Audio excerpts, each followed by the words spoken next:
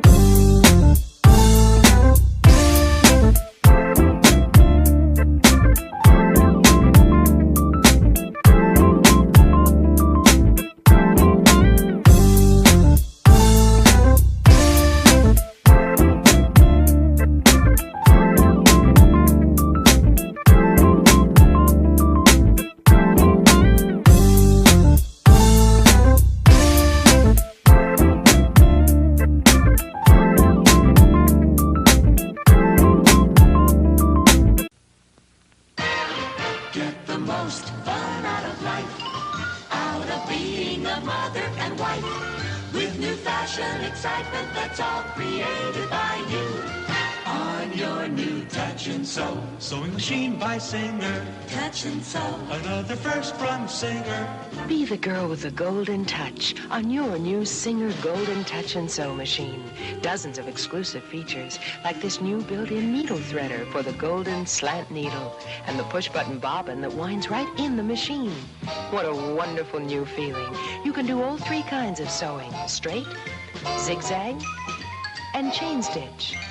Touch and Sew, the push-button bobbin way.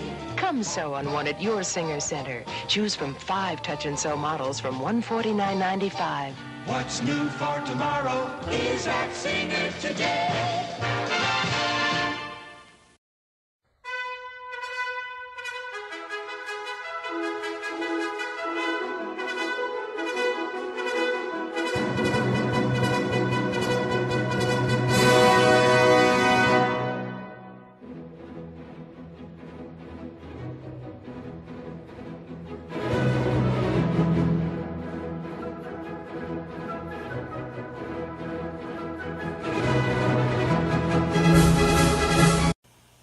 They're test-touching Touchtronic memory machines.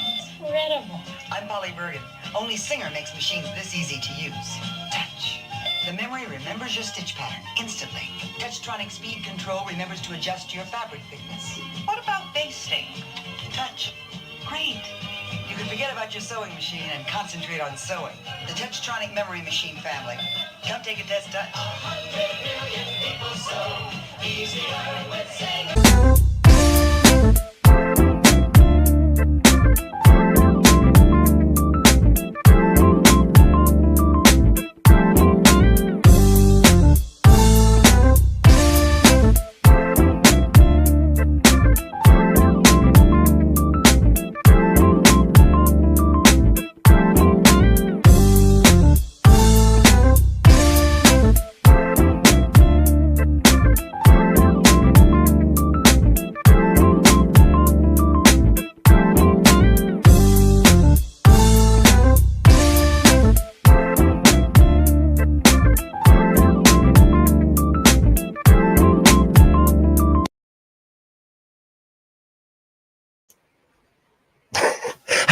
Hello. I hope everybody's having a great Friday night. My name is William, and this is my so-called life. So I just want to say hello to everybody who's shown up. Zesby, I believe, hello, and Men Can Sew. Great to see you. Mona, as always, thank you. Great to see you. Homestead in the World with D, hello, hello. Pam, as always, great to see you. Awesome. Kilroy, hello, hello. So, one of the reasons I'm doing Friday Sews live today is because after 3 years of loyalty here in the House of Sewing, after 3 years of going to different states, driving around, my Canon camera has finally died. I have no idea what happened. I bought a new plug for it. Yay. Hello, hello. Very nice to see you. Yay. Hello, Dixie. Great to see you. Great to see you. My camera died. And no matter what I do, no matter how much I work with it, I bought a new battery, I bought a new charger. This is now a $2,000 paperweight. But I've had it for a while. I've made quite a few videos. I'm going to keep on trying to fix it, but I think it's time for a new camera. So if you guys have any suggestions, I liked having a Canon camera, but I don't know. I own quite a few Nikons, but they're more for taking pictures. Yay. Hello, everybody. Hello, hello. I hope everyone's doing well. Let me get a little situated. Awesome. Awesome. How's it? Oh, sorry, wrong button. So another reason why we're all congregated here today is because I've been watching WKRP in Cincinnati and I've been inspired by 1970s clothes. I'm not kidding you. I went in my closet and I went and dug out my I don't even know what year these are. Let's see. Oh, that's perfect. I dug out my bell-bottom Wranglers that I always talk about. I was not kidding you when I said that I have old school bell-bottom Wranglers. Oh, look how spectacular these are. I'm about to walk into WKRP in Cincinnati. I have an extensive closet with all kinds of amazing things, and I love shopping at thrift stores, and I forget sometimes of the things that I buy.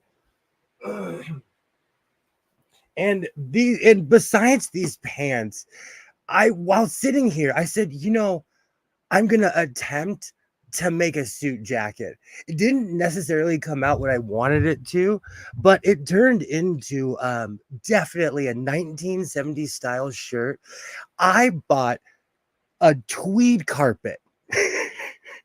I found a vendor in the San Fernando Valley swap meet that sells carpet literally by the ton. It's just sitting on the ground, and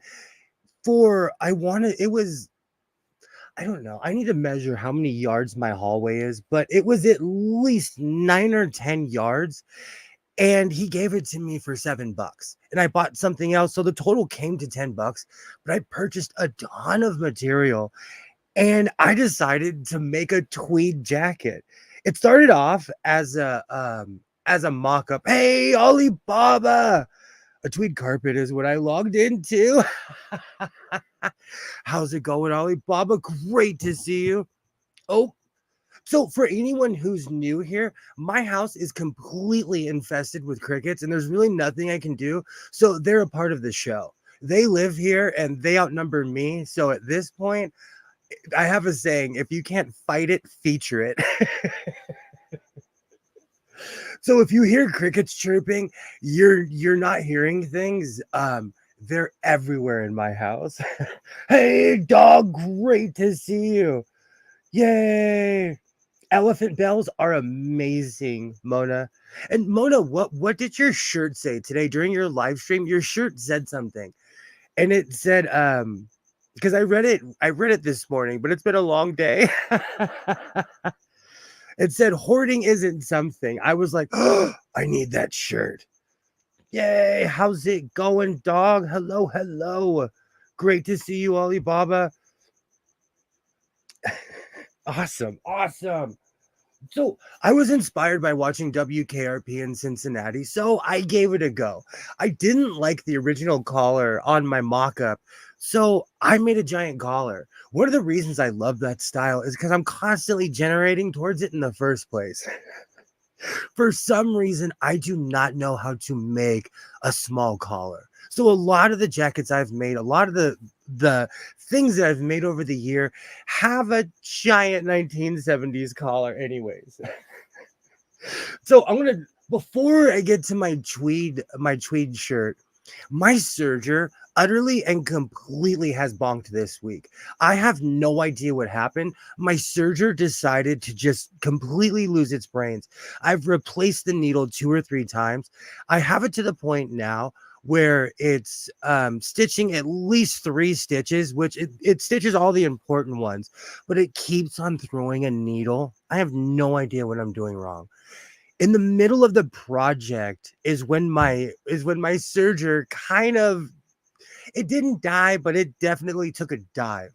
So I'm gonna show you the progress of, I had the plan on making a long hoodie, and it was gonna be epic because I was gonna use the yellow denim with the multiple yards of denim that I have in this room.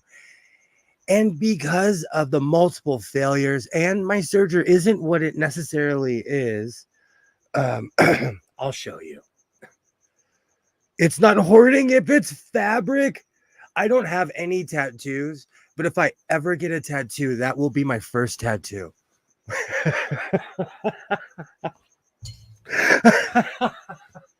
Oh, I like that.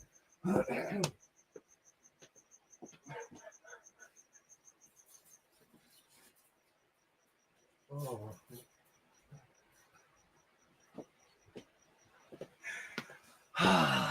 You know, people always show their triumphs online, but sometimes you have to show your failures. My original intention was to make a giant hood on this, which I'm still going to do. I'm going to cut the sleeves down. But when I put this on, the yellow denim, it looks like the Queen of Hearts screamed off with their heads and I came running in with my friends. This one definitely is going to need some love. I'm not finished with this, but but this one, I'm so mad at my serger that I'm shaming myself and my serger. And you know what? I'm going to come out here tomorrow and this is going to be something completely different. And this is always that weird phase in a project when you look at something and you're like, why did I do this to myself? I'm going to tuck the sleeves in so it'll be a little bit more to my size. This makes me look like an intergalactic commander. That are Barney Rubbles out. I like it. I'm just missing the actually I have a fez in here. My fez is hidden somewhere in here. Keep telling you, Will. 5-year-old Malaysian kid, $1 a day. But this is just the middle of the project. But I'm so proud of the yellow denim that I found that I have to show it off. Even though, you know, shoulder pads never work. At least, you know, at least for me.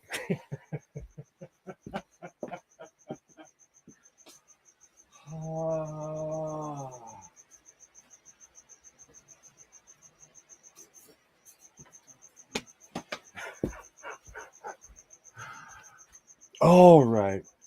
So, like I said, I've been watching WKRP in Cincinnati, and I definitely have been inspired by the 1970s style. And it dawned on me that I kind of already have that style. The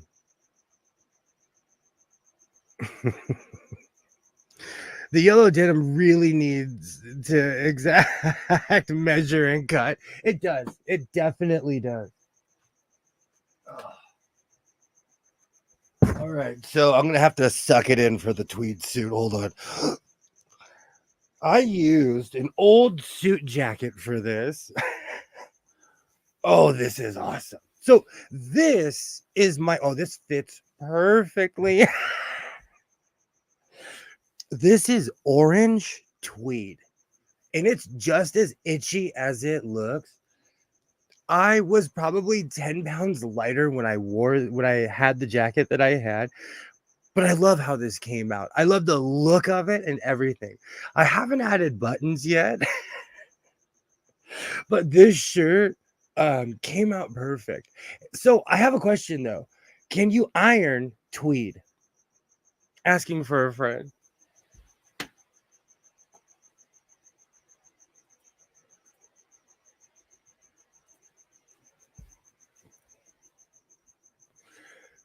The shoulders look very Victorian. Thank you, Alibaba. FYI, Chad, I'm never here to hate on Will. You're Yes, you can steam press tweed. Oh, you know what's so funny? In all the cleaning that I've been doing in this room, I found something that I got for Christmas 2 years ago that I forgot that I have. I have a steamer. I've never used it before. I've never even turned it on. Hey, how's it going? Polished and assembled. Why don't you come and join the fun? I'm literally wearing 1970s pants. These are 1970s Wranglers, and I'm wearing a tweed coat that was inspired by a 1970s show. And I don't know if you can notice this, Waternay, but this shirt actually fits. Well, this jacket actually fits. Oh my God, we're losing 2-0 already. And this tweed, if for anyone keeping score, this tweed is hot. But I love the feel. I love the way it looks. Sorry. Okay. What is tweed made out of? Wool? You know what's so funny, Alibaba? I was going to ask you that question. Okay, let's ask.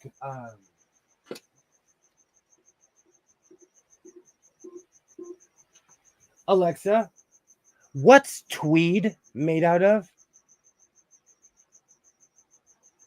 Tweed is a fabric that is made using a mix of wool and synthetic fiber. It is a sturdy and durable fabric that is often used to make jackets, coats, and other outdoor clothing. The wool used in tweed Alexa, thank you. You're so welcome. Your kindness really gives me a charge. Hope you had a good week. Stop looking like... Need to look at the label. It apparently it's wool and a polyester and a synthetic blend, it said. I really like the way it looks. Orange isn't necessarily a color that looks good on me, but I like how this looks. I made this as a mock-up, but I bought a bunch of orange ribbon, and I think I'm going to add ribbon around this entire coat.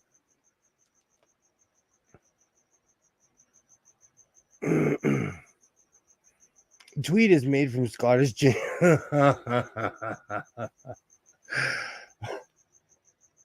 I did say the A word. I did. But I really like how this coat came out.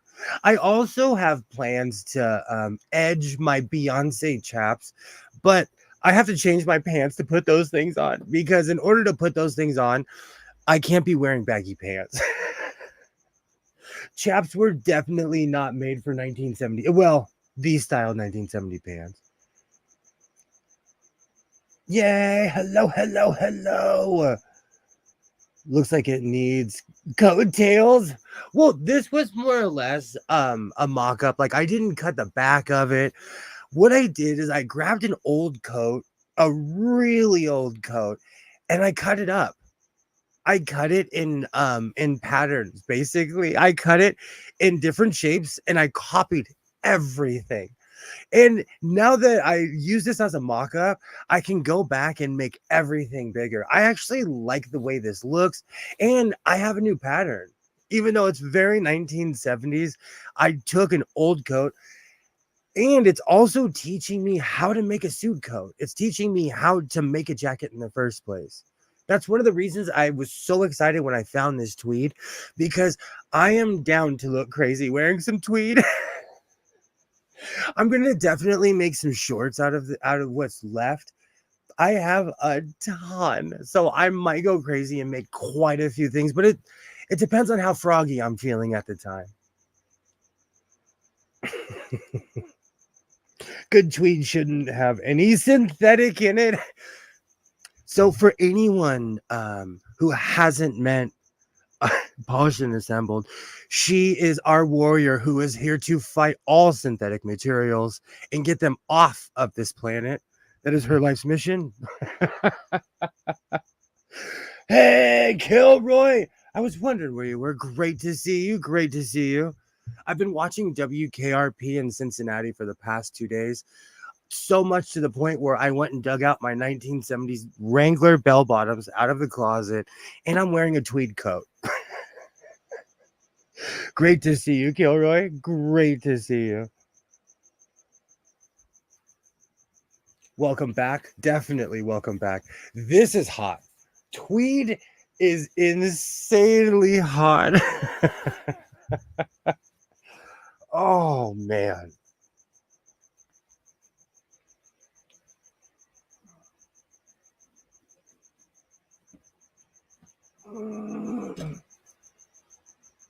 You know, this week was, I had nothing but setbacks, but I didn't let that destroy me, and I decided to keep going.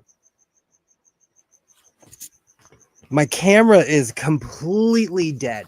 My computer, it kicked out my hard drive.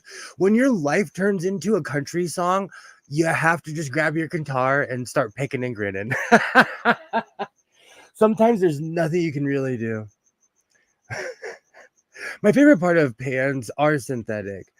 Forestry Service surplus cargo pants. They're made out of a fireproof material called Nomex. Very comfortable.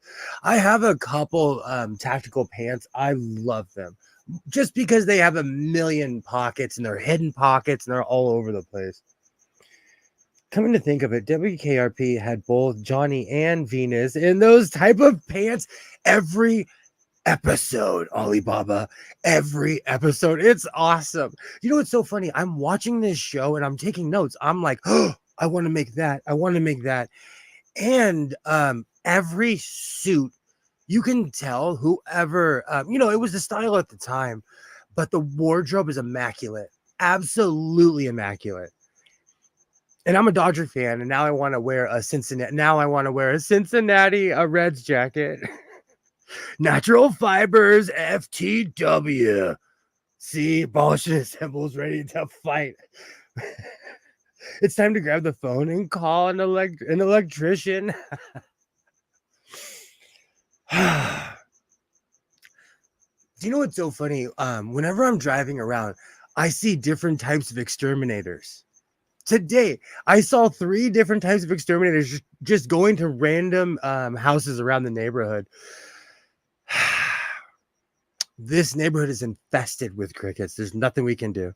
I might make allowances for specialty fibers under certain circumstances. Do you see? That's why I was wearing my we're losing 3-0. Yikes. Sorry, I'm watching hockey and it's hard to watch. I was in the kitchen making tacos. Awesome. I made tacos earlier, but it was me. I was cleaning out the fridge and I found a bunch of carne asada.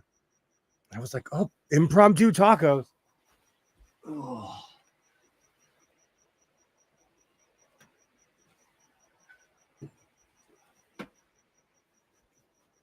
You know, I've really been cleaning in here, discovering everything that I've missed. All the really stupid, cheap things I've purchased, like those sewing needles I'm looking at right now. The jacket is similar to the jockey tattoo worn Fantasy Island when he ran to Ricardo Montalban to squeak the plane. Tattoo was so annoying, Ricardo became caught. I loved that show too, but it didn't make any sense. If you really think about Fantasy Island, like it literally does not make any sense. I had to mix up a new batch of seasoning, so that doubled the amount of time. I put all kinds of spices in mine. Do you know what's funny? I've already ate 2 or 3 times today, and I'm hungry all over again. I just have the WKRP in Cincinnati song stuck in my head. Okay, so now I'm at a weird impasse.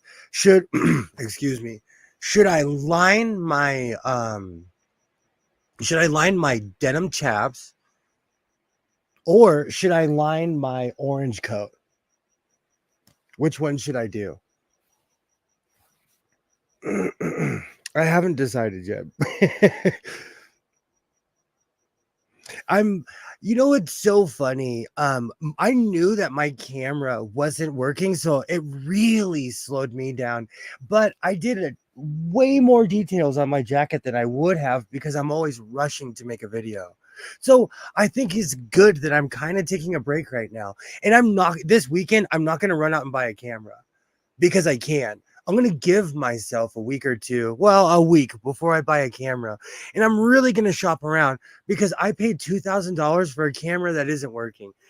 Granted, I bought it a couple years ago and I've really used this camera.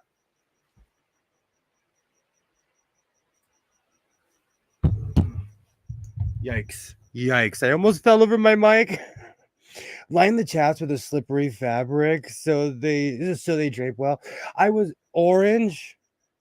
That's one vote for one for the other. I was actually going to line it with its own material. When I saw the Beyonce chaps, I really liked how everything just had big, clunky, it looked like a pair of Jenkos. Whoever made it definitely was from my era or, knows what's in style right now. I really liked how they looked. Never knock Fantasy Island. Will my dream of going there, riding a unicorn and kicking down J Trump with the nuts will happen? You'll have a new cam by tomorrow night. I'm so sure of this. I'm running a book. No. And I'll tell you why. I've purchased batteries. I'm trying not to, Kilroy. I'm trying not to. No, I'm going to stick to my guns and I'm not going to buy a new camera. I'm going to give myself at least a week. It is driving me a little crazy because when I started sewing, I was like, that's right. I don't have a working camera. And my other 4K camera, I can still hear the Wrath of Khan scream I let out when this thing utterly and completely died. Well, you'll hear it. Of course, it starts working. You are the world's worst backup camera. You are the world's worst backup camera. Oh. I dropped that camera a while ago, so it picks and chooses when it wants to work. Thanks for making me look bad, camera. Awesome.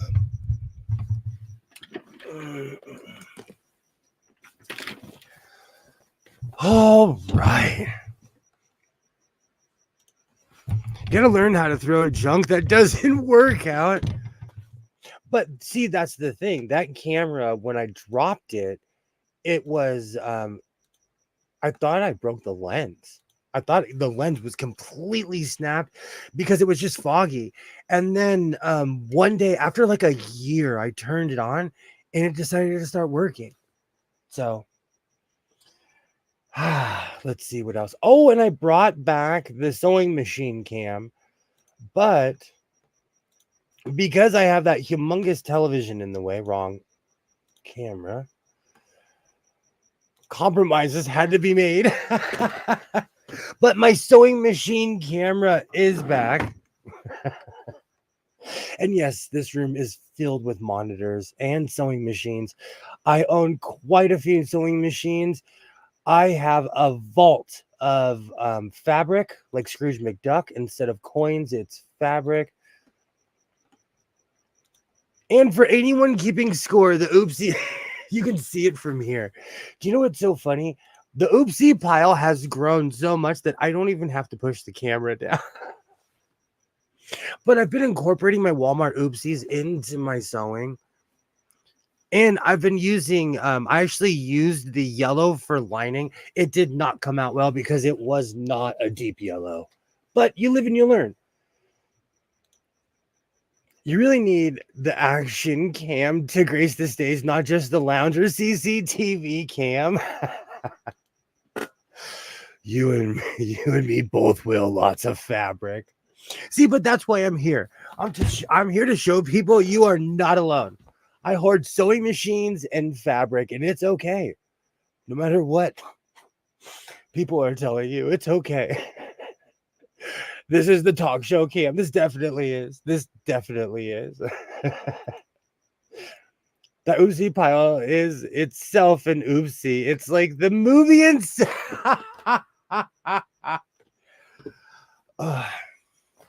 do you know I've never seen that movie? I've only seen videos about it.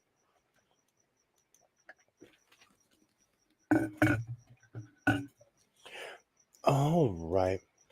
So let me clear off my desk and I'm going to figure out what I'm going to do, what I'm going to be making.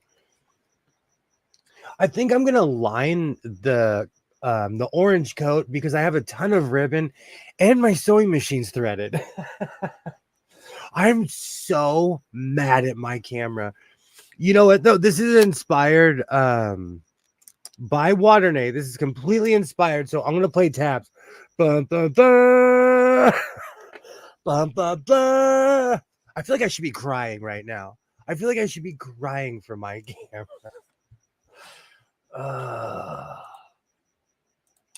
You know what? You live and you learn. Like I said, I definitely I'm so mad. I'm so mad that my camera died. But like I said, I've had this thing for probably, I say 2 years. It's probably been 3. I've taken this thing everywhere that I go. This goes with me. The charger was so chewed up. I was like twisting it around. So I definitely got the mileage that I needed out of this. All right, let me clear my desk. But it's okay. And no, Gilroy, I'm not going to just run out and get a new camera tomorrow. Trump is obviously the worst, right? Second most ridiculous person on earth, Steven Seagal. Steven Seagal is a case study and should be studied. Steven Seagal should be a class in psychology that every kid should take in college of what not to do. Oh, man. Oh, I completely forgot we're 32 minutes in. This program is for entertainment purposes only, and its content is not intended to malign any religion, lack thereof, race, company, individual, or wigs. All opinions expressed by my so-called life and program participants are solely their personal views and do not reflect the opinion of every single human being on planet Earth. I completely forgot. Go to the beach and give that thing a Viking funeral. I wish that wasn't against the law.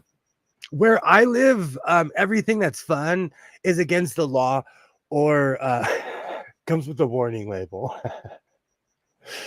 Oh, what about Randy Quaid? Randy Quaid's another one that should be studied as well. Alibaba. You know, one day I got really bored on YouTube and I was just watching all these things and I fell down this weird rabbit hole and I regret going on Randy Quaid's page. Steven Seagal is what happens when you take method acting too far. So true. So true. Aikido is not real. Okay. I'm so mad at my camera. Let's see what else. Okay. So I think I'm definitely going to line my orange coat. I like working with tweed. It's kind of a ridiculous material because it's not something that we wear every day anymore. Denim is something that since its inception, I'm not saying that it comes and goes out of style, but it really hasn't gone out of style. When is the last time someone said, "Hey, look at my tweed suit"? Hey, look at my really cool tweed pants. Trump was first place of the most ridiculous person on earth. Then I watched straight to VHS Steven Seagal with him running, bumped him. All of his new movies are just scary. At best. Scary. Oh.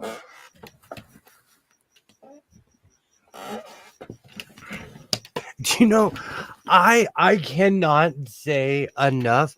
I absolutely love having a dress form. It has changed the house of sewing because I don't always have to get up and run to the corner to one of the many mannequins in this room. Really, denim has been around since 1850s exactly, and it doesn't go out of style. I'm on a campaign to bring tweed back. Oh. Oh, sorry, just checking. Okay. So I have a ton of orange ribbon.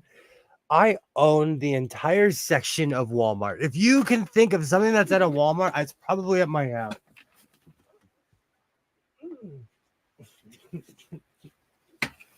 Oh.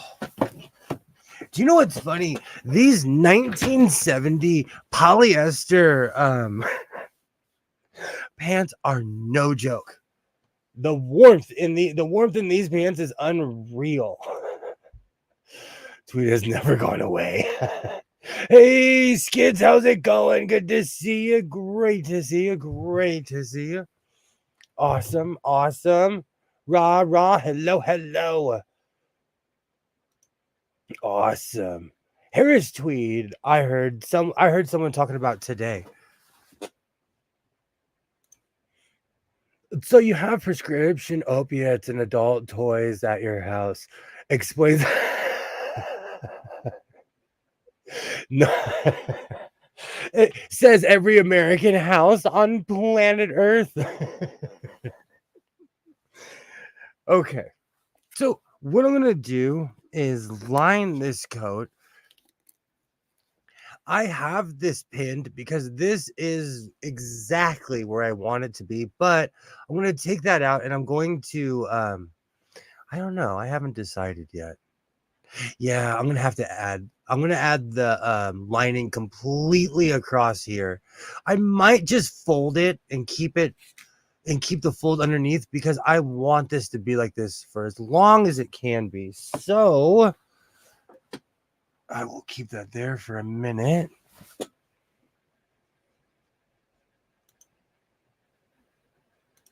Steven Seagal is the Kevin Sorbo of Action World. Kev only gets hired to play religious background characters these days, but for $16, he'll give you a birthday message. I stay away from that entire world. That entire world is just a hornet's nest that I stay away from. I have a Harris Tweed jacket I got for $15 from Goodwill. Buttons need replaced, but I'm not sure if it fits anymore.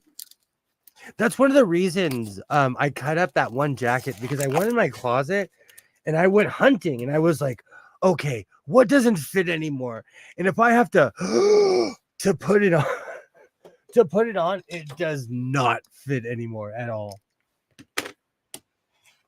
All right, perfect. And I constantly talk about acceptance of who you are and what you look like and all of those things. And so it's okay that I've gained a pound or two. It's really okay. To me, it's not the end of the world. I kind of laughed when I put the jacket on and it doesn't fit anymore. It doesn't fit anymore. So I was all too willing to be like, okay, off with your head. Oh.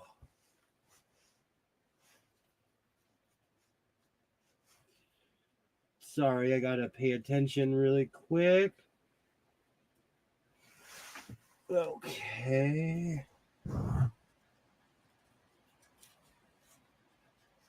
You know what? I'm gonna have to cut that piece, and then there's my scissors. But like I said, it's okay that I'm not the same that I was, I don't know, 10 years ago, or any of us.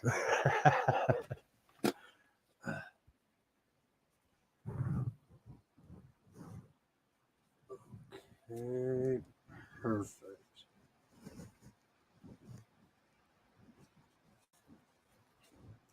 Sorry, I gotta make sure that these first couple of Uncas pens are in before I can start getting chatty. Perfect. Oh, this is really gonna... The orange is really gonna tie the room together on this one. Oh, that's hilarious. Okay, so I'm just gonna overlap this, but I'm gonna try to get it as even as I can. And I'm leaving more on the back side. Do you know, for some reason, that's very Doctor Who-ish to me for some reason. But that used to be my style. Perfect.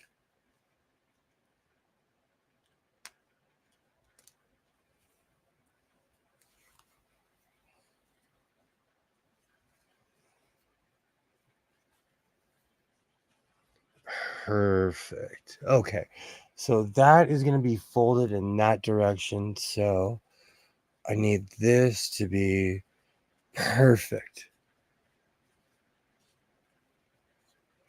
Sorry, I'm talking to myself because when I'm lining this up, I have to remember that I'm going to be... that when you sew it, it goes on both sides, but it has to... if one is longer than the other, then it won't catch the other side and it'll be flopped over.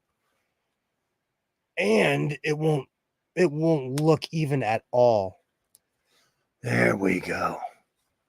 So I'm trying to get that look. And you know how I know this? Because I've made a million mistakes. But because I'm eyeballing this, I can literally feel on the other side that this top side is longer than what's underneath.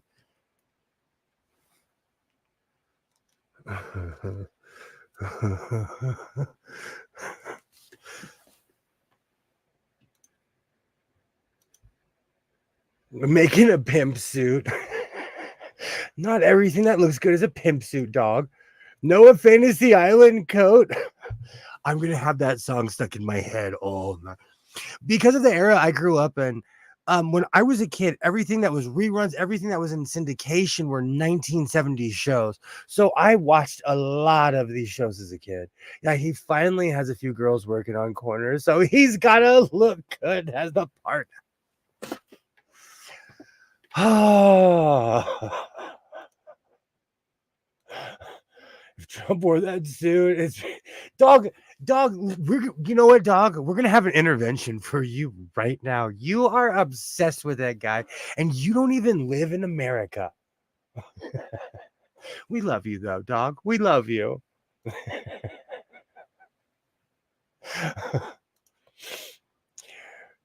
What do you think the fur coat is for? You know what? I'm just trying to look fancy, and you guys are typecasting me. You guys are typecasting me. I like the fur coat. I recently... somebody told me I look like somebody's auntie going to pick up inheritance. And I use that for everything now. Okay. I'm gonna have to cut some darts in this. Make sure that's even.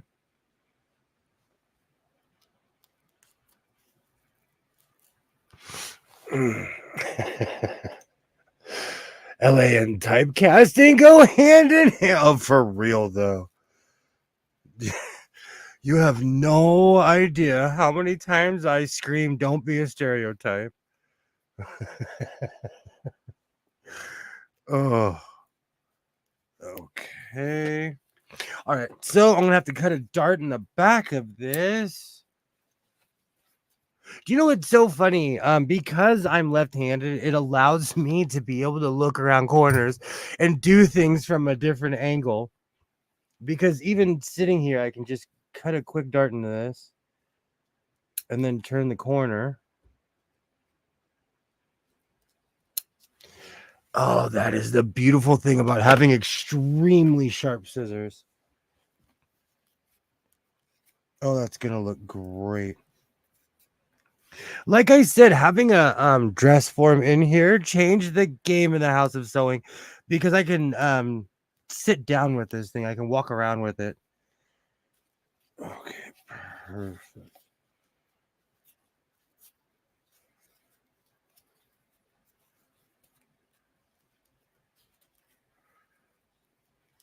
Perfect. Do you know what's so funny? Everyone's calling this a pimp coat, and I'm thinking Doctor Who. Get your minds out of the gutter. Awesome. Awesome. Perfect. You know what's so funny? I've been looking for excuses to work with this orange ribbon, and then it dawned on me that I have a ton of it. Whenever there's like a massive sale at Walmart, I will literally buy the entire row. How's it going, Rashawn? How's it going? Do you know Rashawn tries to do my how's it going? I smoked cigarettes for 19 years. I had an extremely high voice. And I have thrashed my voice, so the how's it going comes out. Great to see you. Great to see you. Awesome. Awesome. Awesome. Yay. Hello. Hello. I like how that formed to it turns on the stand. Very practical. I love this thing. And I only paid $24.99 for this. At the Salvation Army, literally like 4 or 5 towns over. I told you I started Googling all the Goodwills and all the thrift stores around. I was shocked at how many I was driving past. He's got corners in several different centuries. Man, if I was a time traveler, you'd know it. I'm a ham. I'm the definition of a ham. I would be in the background, like I would be in 6 different TV shows. I would be in the original movie. When I say the original movie, isn't it? Or Nafenestru, whichever one came first or last. I don't care. I would be in everything. It's not my birthday. Seems to be everyone else's though. It was Yella's birthday. Happy birthday. Happy birthday. Okay, I just saw that you had a B-Day thing. Great to see everybody. Great to see everybody. I saw the notifications and thought it was the edited video. When I screened it live, I was shocked. My camera died. My $2,000 Canon camera died. And you know what? I'm not over it. I've had it for a few years. I've gotten miles out of it, but it's dead.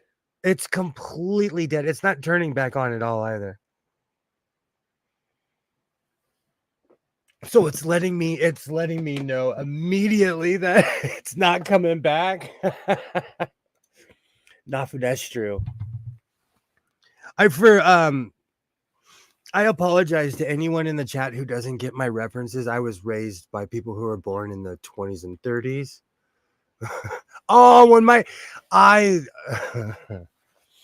I was not pleased when my camera died. I was not.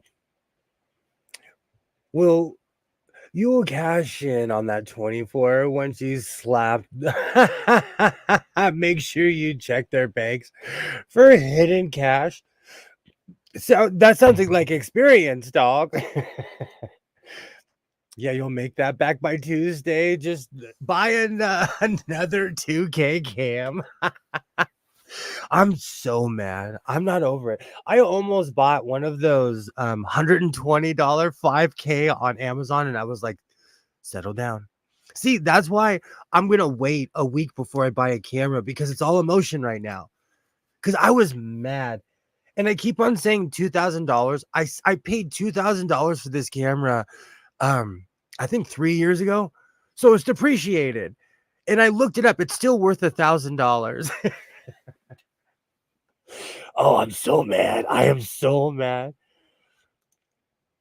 Nafenestru is one of the most beautiful films ever made. If I was a time traveler, you would know it because I would be in it. I would be Nafenestru. Oh, okay. Let me add some more pins. This is definitely going to be something that requires a few pins because I want to see what it looks like. Oh, that's going to be hilarious. You guys are saying Pimcoat. That just screams Doctor Who to me. All I need is a piece of celery. So my camera died, but I had that moment of what can you really do?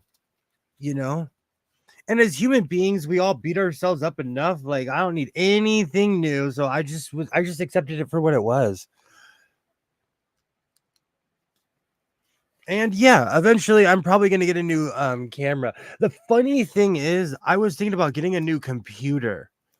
And I guess the camera decided for me. Silent film and the shadow play is so perfect. I actually live near what used to be the silent film mecca. So there are weird museums and all kind of really out of the really weird touristy spots for the silent film era. And it's kind of sad because the silent film era is way forgotten. Why, hello. Hello. I This greet is you. unexpected. I greet you with the tweed suit. Ah, very nice. Very nice. Looks like we're going longer than an hour. No, it's you don't have to stay on my account. Well, I'm gonna go a little bit longer. I'm not gonna stay all night because although I am very coffeeed up, I'm actually not feeling well and I should be asleep right now. Yeah. But my camera died. My computer completely bunked out of me. It hasn't been a good week, but I'm here to say I'm doing my Lieutenant Dan scream right now. Like, you will not stop me, life. The storm's coming. I'm on the boat. Full Lieutenant Dan mode. Take it to the Apple store and have it fit on the floor. They'll hook you up for cheap. Actually, I'm on file. They need to give me a new one for as much as this one's been bad. Directors nowadays try to copy that direction. Yay. Hello. Are there any trade secrets? For example, if you look at a tag in your shirt, some number or code tells you what pattern it is, or so you can buy it. I would say, and I hate to bring the stream down, but like anything that's like Shein, all that new stuff is like fast fashion slave clothing. There's like so much of it is made that they're burning it in deserts. There's so many things I could tell you to avoid, but I say that, but I ran to the store and I bought my son a Pro Club shirt. So I'm part of the problem.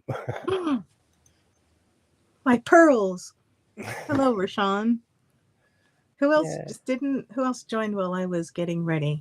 Oh God. Oh goodness. Dog is on I'm fire. flattered. Thank you, dog. Dog is on fire tonight. I love silence. If I ever come to visit you, you'll probably see me in your area going to those museums. And you know what's so sad, Kilroy, is that like I think because I grew up around the silent film museums, they're amazing to me. And it's one of the last places on the West Coast where they keep buffalo. When's the last time you can honestly say you saw a buffalo? Whenever I just hear in my head Tatanka.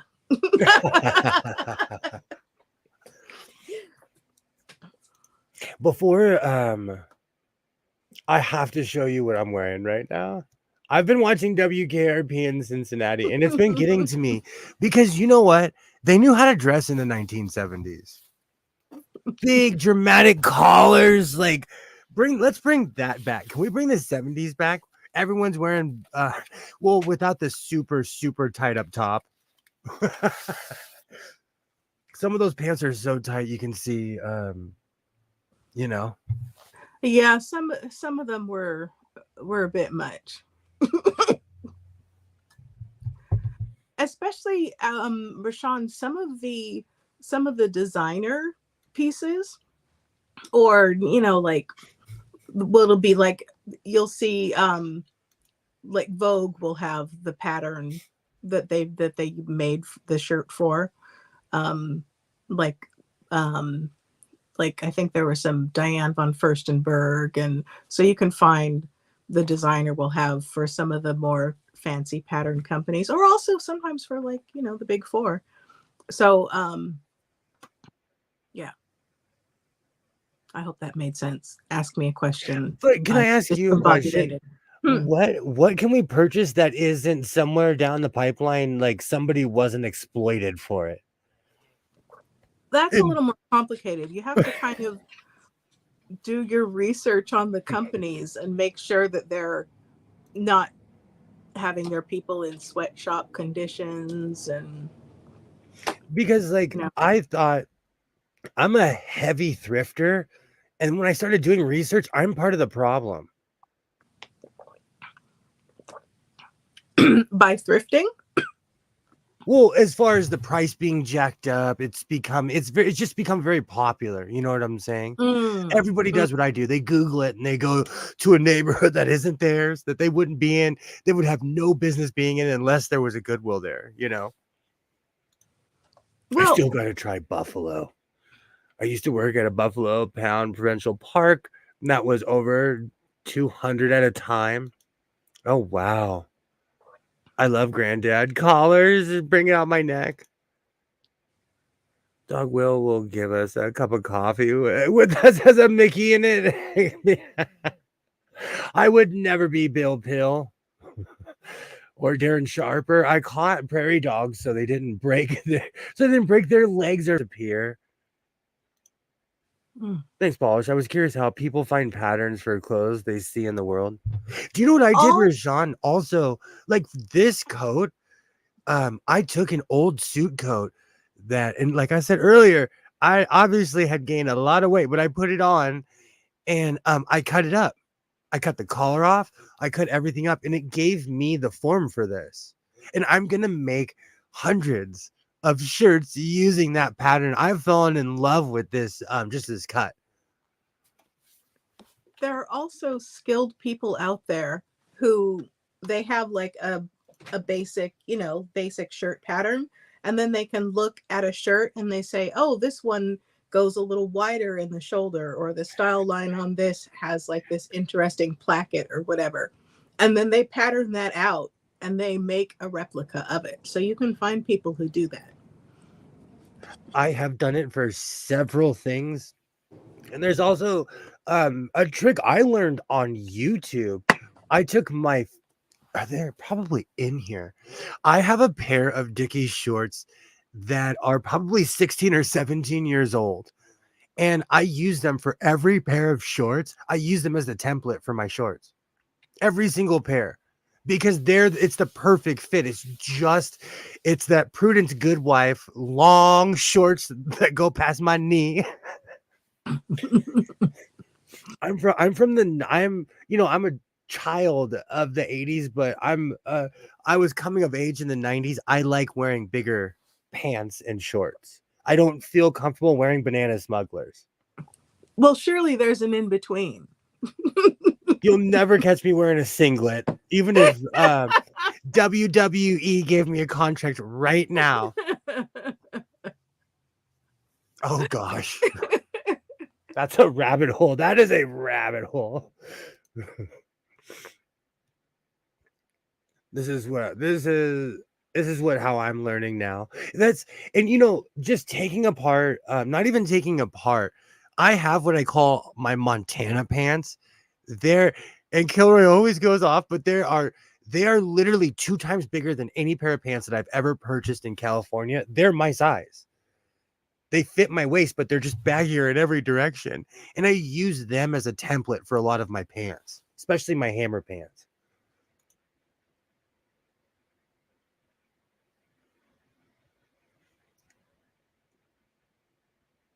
I think you're muted.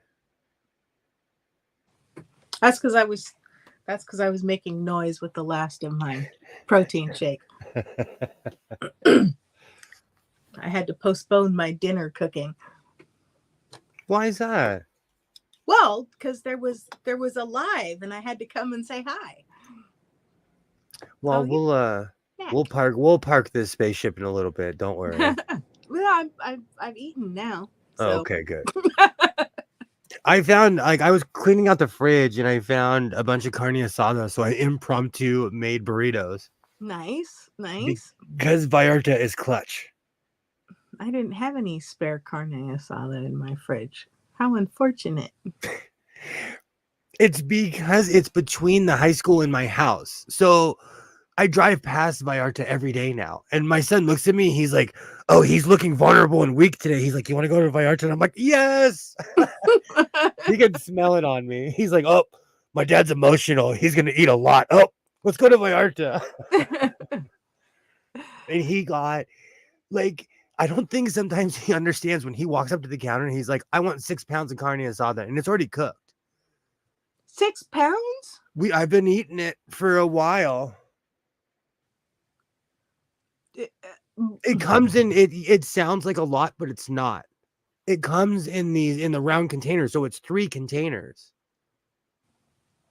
And he also got a bunch of rice too. Good gracious. Better have Dickie shorts than a short Dickie. I love my Dickie shorts. Those things are so clutch. And that's not even the oldest piece of clothing. Like when I was going through my shirts, like man, I hope no kid tries to insult me anytime soon. I'm gonna be like, kid, I have clothes older than you. Alibaba was saying he wants to make something of his own. It's a unique to me pattern. Howard, what are you using for your pattern drafting? Vintage Borsche has a book, but it's in German. I think the online one is translated into English, but I don't know what your level of German is. Cornelius Quiring talks about patterning, and then there was a guy I was watching. Only I can't remember. Dang it, I can't remember, but I'll link it up later. But I'm assuming that you have your own thing, so I'm interested in what you're using. I want to show you my pants real quick, just because I'm wearing my black boots and my feet are like, why are you wearing these shoes? But WKRP in Cincinnati has inspired today's outfit. And these pants, I kept on talking about them and saying like, I have 1970s Wranglers. I have 1970s Wranglers. I was not playing.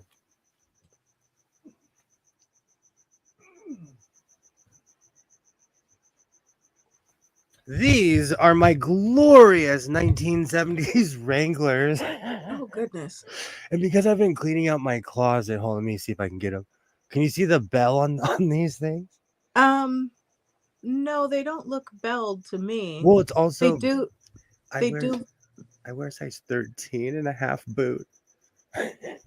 So spatial perception is real. Well, maybe it's just the boot is filling the space, but I think they're too big.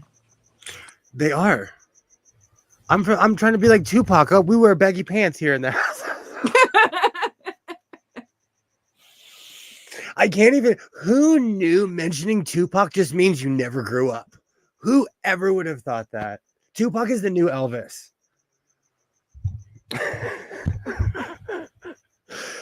Oh, you hear that dog? He has his murder boots on. That's dog is going off tonight.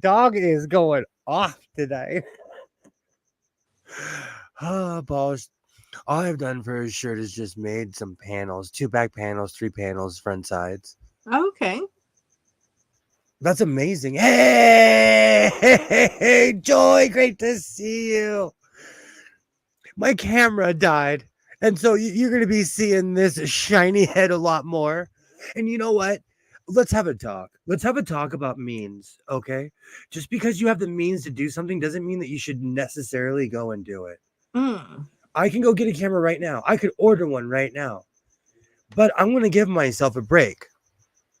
Well, I had 2 questions. Before you do that, you're heavily roboting? No, I did the thing that fixed it the last time. Man, okay, I'm going to ask my questions. You can mull over your answers. 1, can the camera be repaired? And 2, are you like just researching for a new camera? Okay, mull that over. I'll be right back. Yay! Hello. Great to see you, Joy. Yay! I need to figure out what happened to my camera. Yay. Am I good now? Yes. Oh no. But now I've got that song, My Saltine, in my head. Are they gluten free though? Because where I live, we have a gajillion options and there's gluten free everything. And one time I have a saying, like, if you're still talking about it, you're still mad. A few years ago, I grabbed gluten free Oreos. They had no taste whatsoever. I dare you. I will buy them for you and mail them to you. They have no taste whatsoever. So you have to be careful here. You have to be careful where I live because we have they put soy and gluten in everything. Did you know that? Oh, did you know that the Jack in the Box tacos have, at least in my lifetime, have never had meat in them? It's soy. They're soybean. It's like soy that's imitation meat. And is there like essence of meat, beef stock or something that they're cooked, that the soy is cooked in? Whatever it is, I've been eating it my entire life. I'm obsessed with Jack in the Box tacos. Literally, and I laughed when I heard that. And it's on their website. You can look it up. No, they're Zestas. They're usually the saltiest cracker. That's why I got them. I can't eat them unless they're just the saltiest thing on earth. Paulus, I think that your local ISP is throttling you. Just an opinion, not fact, maybe. But you log in and are fine and go robot throttled. Yeah. I've moved it up the list. It's a trauma. It's a trauma calling them, frankly. It's an exhausting trauma. Are you kidding me? When my camera died, I literally felt a inside and I'm like, I won't let it bother me. And then when my computer kicked out my when it kicked out my external hard drive, I heard another and I was like, I won't let it bother me. Oh dear. Then when my serger died, I was like, I'm gonna let it bother me. You know it's so funny. I was that tree who fell in the woods and no one was there to watch me fall. So it's okay. But the serger, it keeps on throwing a needle and it's only sewing 3 right now. So we're kind of talking, but we're still not. I had to give it a dirty look. Is it that long arm jacket on the dress form? Oh, I made a tweed coat. We need to show Joy my tweed coat. Oh yeah. You set it aside? You're not going to sew the trim on right now? Well, you came in and I got chatty. Oh, okay. And then I wanted to show off my pants and I moved it on the other side of the room. All right. And you know, you and I always start off where we're like, we're just going to walk around the block. And then we just happen to live right down the street from a bar. Then we go and hold court in the bar. Then we play soccer in the front yard on the way home. Did you see the video with those people running at the speed camera street sign to see how fast they could run? That's unfair. That would be us. No, that's unfair because I was literally just thinking about that, Wonder Twin. Now, don't make me start believing in stuff, Wonder Twin. I was literally, that is the greatest video of all time. They're just having fun. And you know what? I bet 4 of them were probably sober. There was one guy drinking and the rest of them were probably sober. Grown adults. That one guy was fast. He was like 16, 17 miles an hour. Yeah. I think the timing is thrown a slight bit off the serger. I think so too. It's me. It's not the serger. It's me. Well, you could always invite me on your stream and you could have my quick wit and banter firsthand. He needs to learn the consumer machines don't take a licking and keep a ticking. I do. I need to that is what I think, Ollie. Something is off. But again, I used it like it was a Juki. Like I'm in a factory. I was like, zoop, zoop. I used that thing every day since the day I threaded it. I didn't move the dials or anything, you know? How often do you service it? Maybe you needed to move the dials for some of your stuff you were serging. Well, I got really good advice from Pam. Instead of blowing into it, you suck things out. And I know a guy that has an industrial shop vac on the side of his house. So I come in here with that giant hose, and it, like with one, it sucks everything out. And it's amazing how much gunk builds up in a serger. Mm.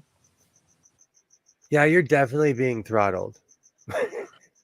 Am I roboting again? Yes, you're like, it's like those old school movies where you're talking and you're not matching your voice. Come on. The cutter strains against the fur. You know what? And again, I put fur, all kinds of crazy things in my serger. I do need to suck it up and get an industrial serger or sewing machine. Maybe you nick something and it has a burr. That's possible. I have a brand new blade, top and bottom blade for a brother. But I don't know if it's the same. I don't know if it's the same model though. That's the problem. They make a new model every year. They change something on it where you can't like interchange parts.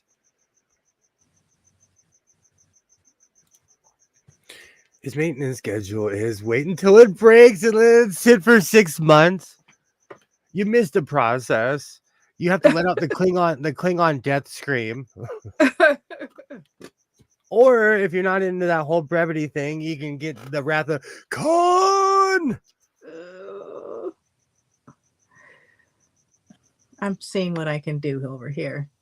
Don't mind me. It's okay. I enjoy it. Like you look like Godzilla's about to invade your town right now. Really, that serger is more for t-shirts and not a side seam on jeans. Ooh, Alibaba has called you out.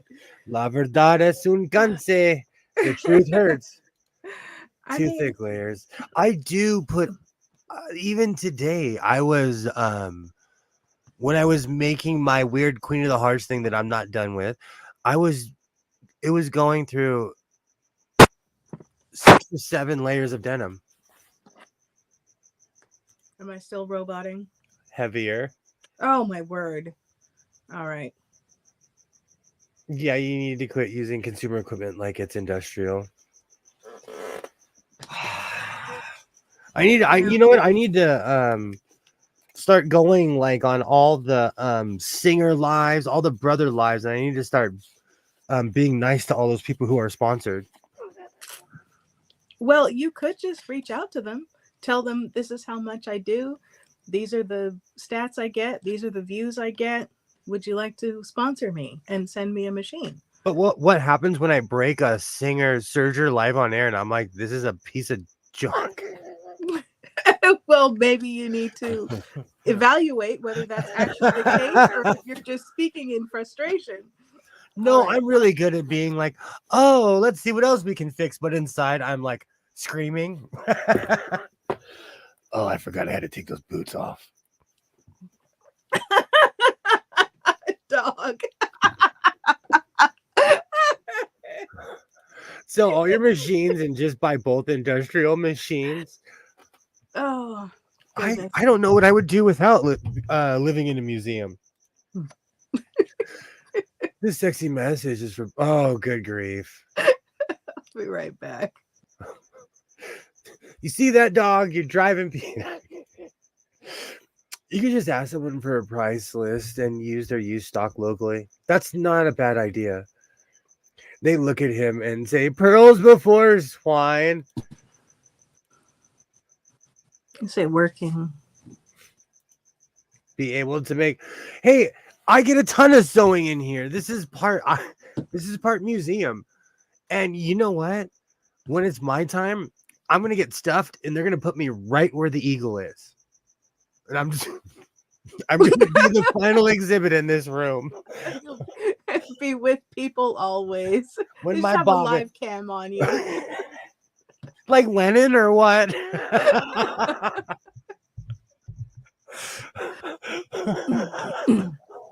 Oh, then I really will be raw sewing machine. Oh man. I'm over it. I'm over it. You know what though? I am this close to getting an industrial serger. I'm over crummy equipment. Like that's another thing. To answer your research question, I'm gonna go find my newscaster buddy and be like, what kind of camera do you have? I don't care like if it's a car payment, a couple. what kind of camera do you have? Sometimes, like here in Montreal, they get overstocked on closed factories and get many of the same machines. Hard to get rid of 20 of the same serger. That's what I'm still thinking about that. Like I'm still mad because I didn't get those Juki that one day. I'm still mad. If you need context, chat, I just like oh god.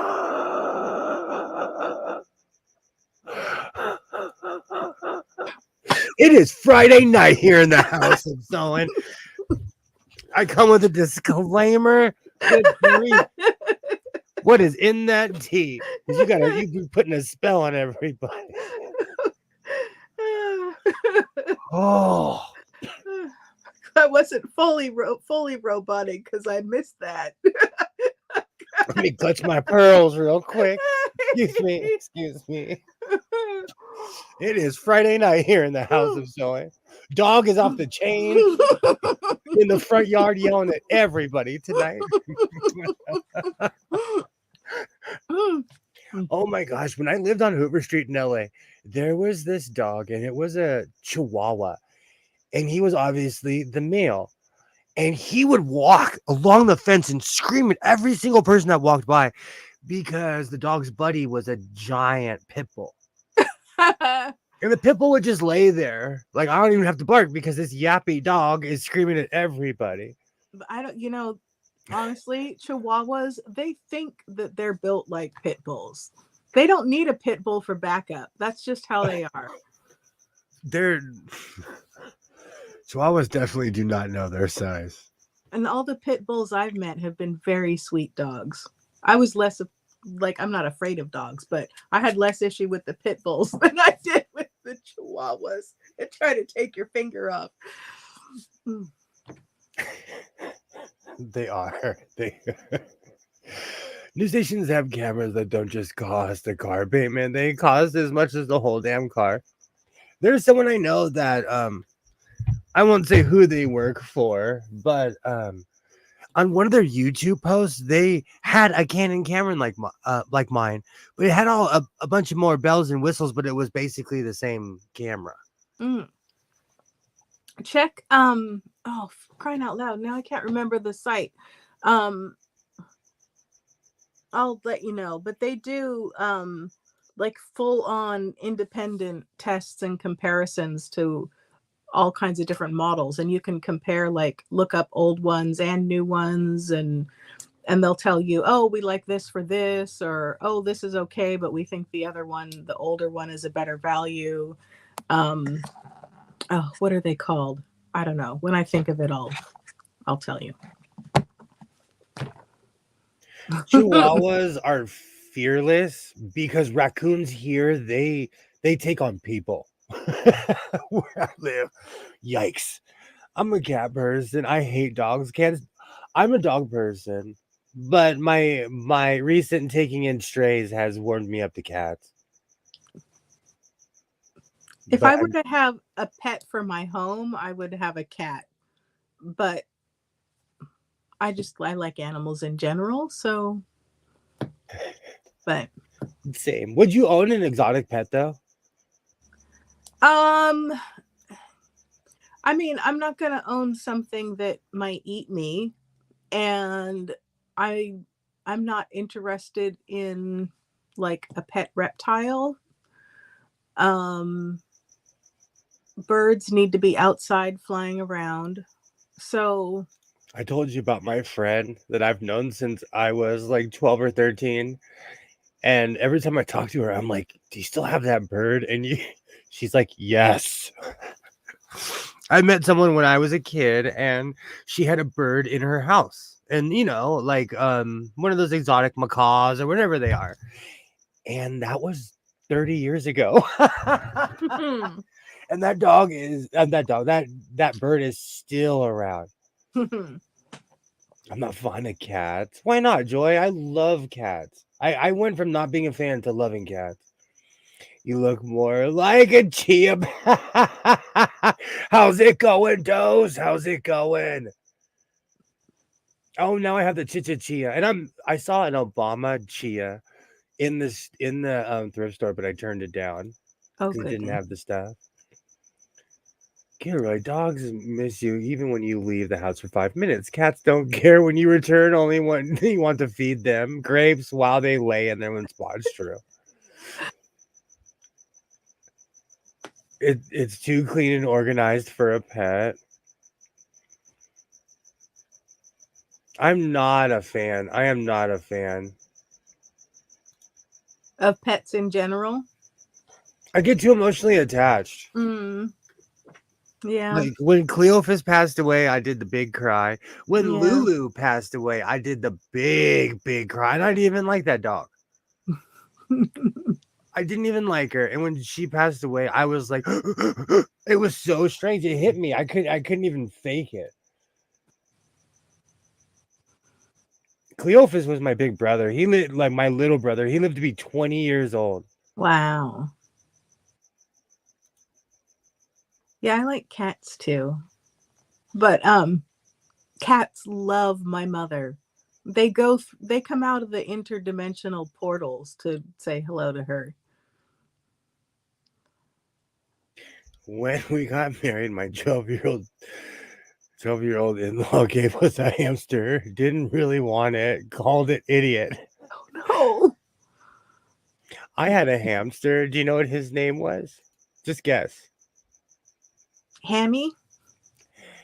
MC Hamster. Guess what year I had that? Guess what years I had that hamster. I loved that man. I wanted to be that man. I loved MC Hammer that was that man. I cut my hair like his. I would dress like MC Hammer. That's it. One day I'll do my coffee wrap for you all. How's it going? How's it going? I used to have a min pin, allergic to cats, but they're cool. We have a bearded dragon now. Oh, goodness. I owned a min pin as well. That's the dog I was talking about, Lulu. She was evil, but when she cried, when she passed away, I big cried. I was like huffing crying when Lulu passed. Because you remember all the good times you have with the animal, Yeah. When I worked for a taxidermist, when I sewed the backing on the bear rugs, he brought in a tiger. Oh my God, the fur was so soft. Oh, wow. The Americans are appalled at that entire. Look how appalled you are, Care Bear. You're like, what about the tiger? Well, I mean, I feel bad for the tiger, but it would be interesting to touch some tiger fur. That was my first thought as well. I was like, wow, how soft for that. And, if you have to kill a tiger because it's eating the locals, then you might as well have a rug out of it. Exactly. Or if a bear, takes a swing and takes the tailgate off your Mitsubishi truck. Mm-hmm. That's a very specific story because it happened. I think part of my heart sang so much that I think part of my heart is still over there somewhere. Oh, it took 10 years off you, although I'm glad the bear didn't take your whole life. I'm good. My friend knew how to drive. Seriously. She took a shit. Oh. Most pirates do.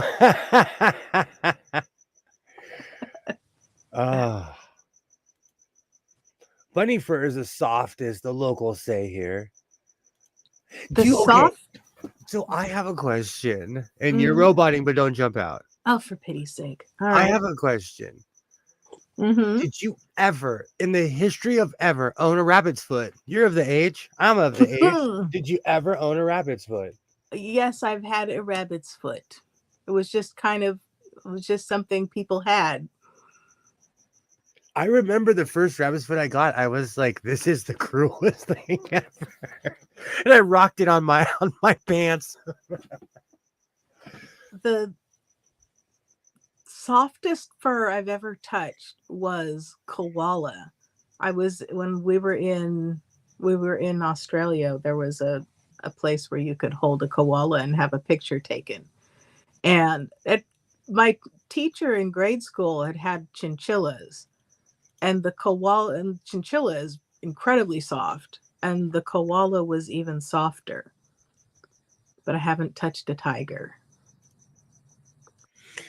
He's a great parrot named George that is able to say choice. I bet I he would says a lot of expect things. nothing less from you, dog. 50 Cent in the Machine, the good old days when I used to go to the arcade.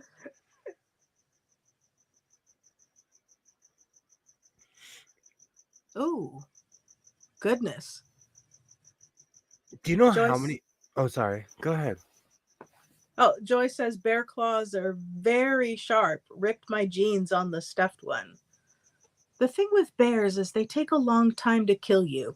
It's bad enough being killed, but at least a tiger goes for the back of the neck, and that's the end of it. Are we gonna have this scary conversation again? If we are, just bring up kangaroos so I can run out of the room now.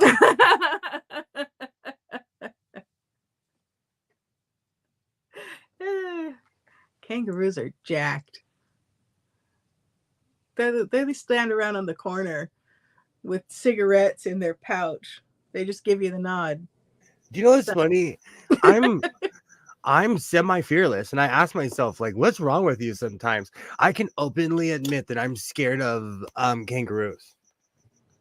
Well, it's good to have a healthy fear of wild creatures that are not going to take any guff from you. See, now, Joy, I have a million questions about taxidermy. Because, when I found my I have a million questions. Because I found my grandma's fur coat collection, and, they had to be refrigerated. Are you doing taxidermy in a refrigerated room? I think it's probably just more for the best storage for your fur, but I don't think that you have to it's not like you have to take your coat off and put it in the fridge. A long time ago, Alibaba, a bear chased me and a group of my friends who lived in Oregon, and it was aggressive, and it swung at a truck and took the tailgate off with one swing. Oof. And the tailgate was closed. Oh, goodness. That's how strong. I don't think people understand how strong bears are. Now I'm paralyzed and I'm trying to teach George to call me Spaz. He sticks to Big Daddy. Bears are dumb. Not brown. They talk about how you should act if you encounter a bear, blah, blah, blah. And, it's some bears you play dead, the other ones you try to chase them off. But I don't know. Bears look kind of the same to me. So I don't know. Still to this day, that thing, I don't know. After the 07 fires, the cops would tell it. Well, I call them cops. The National Forestry Service would tell us, cougars and all kinds of animals are going to try to attack you if they're injured. And it actually happened to someone I work with. And a cougar that got burnt was going to attack someone who was weed whacking with headphones on. Oh, goodness. You have to put the parrot outside the room when you do horizontal mambo. If I had a parrot, I was thinking the exact same thing, Dose. If I had a parrot, oh, wow. I would teach it to eat crickets. Is a bearded dragon a nice pet? I mean, they're interesting to look at, but I don't think of that as a pet. But I'm asking if there's something I don't know about bearded dragons. I told you my opinion. I will not say it on stream because they're probably listening. But I will not tell you my opinion about. I will tell my opinion about. I lived in a house with ferrets, and I can't. Their smells are horrible. They're marmots. They're supposed to be greasy and outside. Uh, They're burrowing animals. They should not be in your house. they're so cute, though. Until you get bit by one. Don't have any kind of salt or anything on your hand. Oh, okay. Good to know. No For Zach. sure. Oh yeah, they're like hamsters. I learned that from MC Hamster. What's so funny? He is still buried on the side of my mom's house in a Campbell soup can wrapped in duct tape. And I even made I made out of an old piece of marble because I grew up in that kind of house. I made a headstone for him. It's still there Oh, on the side of my mom's house. Still there. here lies MC Hamster. To the point where my dad redid every part of the side of that house except for that part. It's still there. There's this big, weird Jurassic fern growing. He danced his way into my heart. Back fight back, Brown. Lay down, like. Yeah, but the thing is, the black bears, they're not really black, and the brown bears are pretty dark. So they look the same to me. The black bears and the brown bears. I mean, I'm sure if I had the side by side and someone said, oh, brown bears have this, black bears have this, but you'll notice I'm not remembering those differences. You know what, Kilroy, Mike Tyson, I saw an interview a long time ago with Mike Tyson, and it taught me a lesson because I will learn other people's lessons as well. Mike Tyson told a story about how he owned the Black Panther, and he basically said, do not own anything that can eat you. The Black Panther one day got bored and dragged him in the cage. And he said, if I wasn't Mike Tyson, I would not have survived. Oof. Scary. So Mike Tyson got in a fight with the panther and ran out of the cage because it mauled him.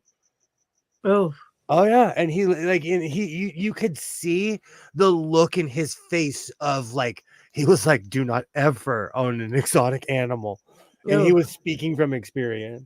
Scary. Oh yeah. I know polar bear hunters, they keep them away from the military up north and they sneak up on. Do you know what's really funny? The military often talks about that. Polar bears are not nice.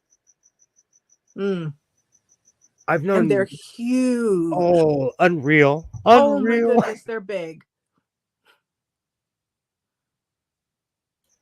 You know what's so funny?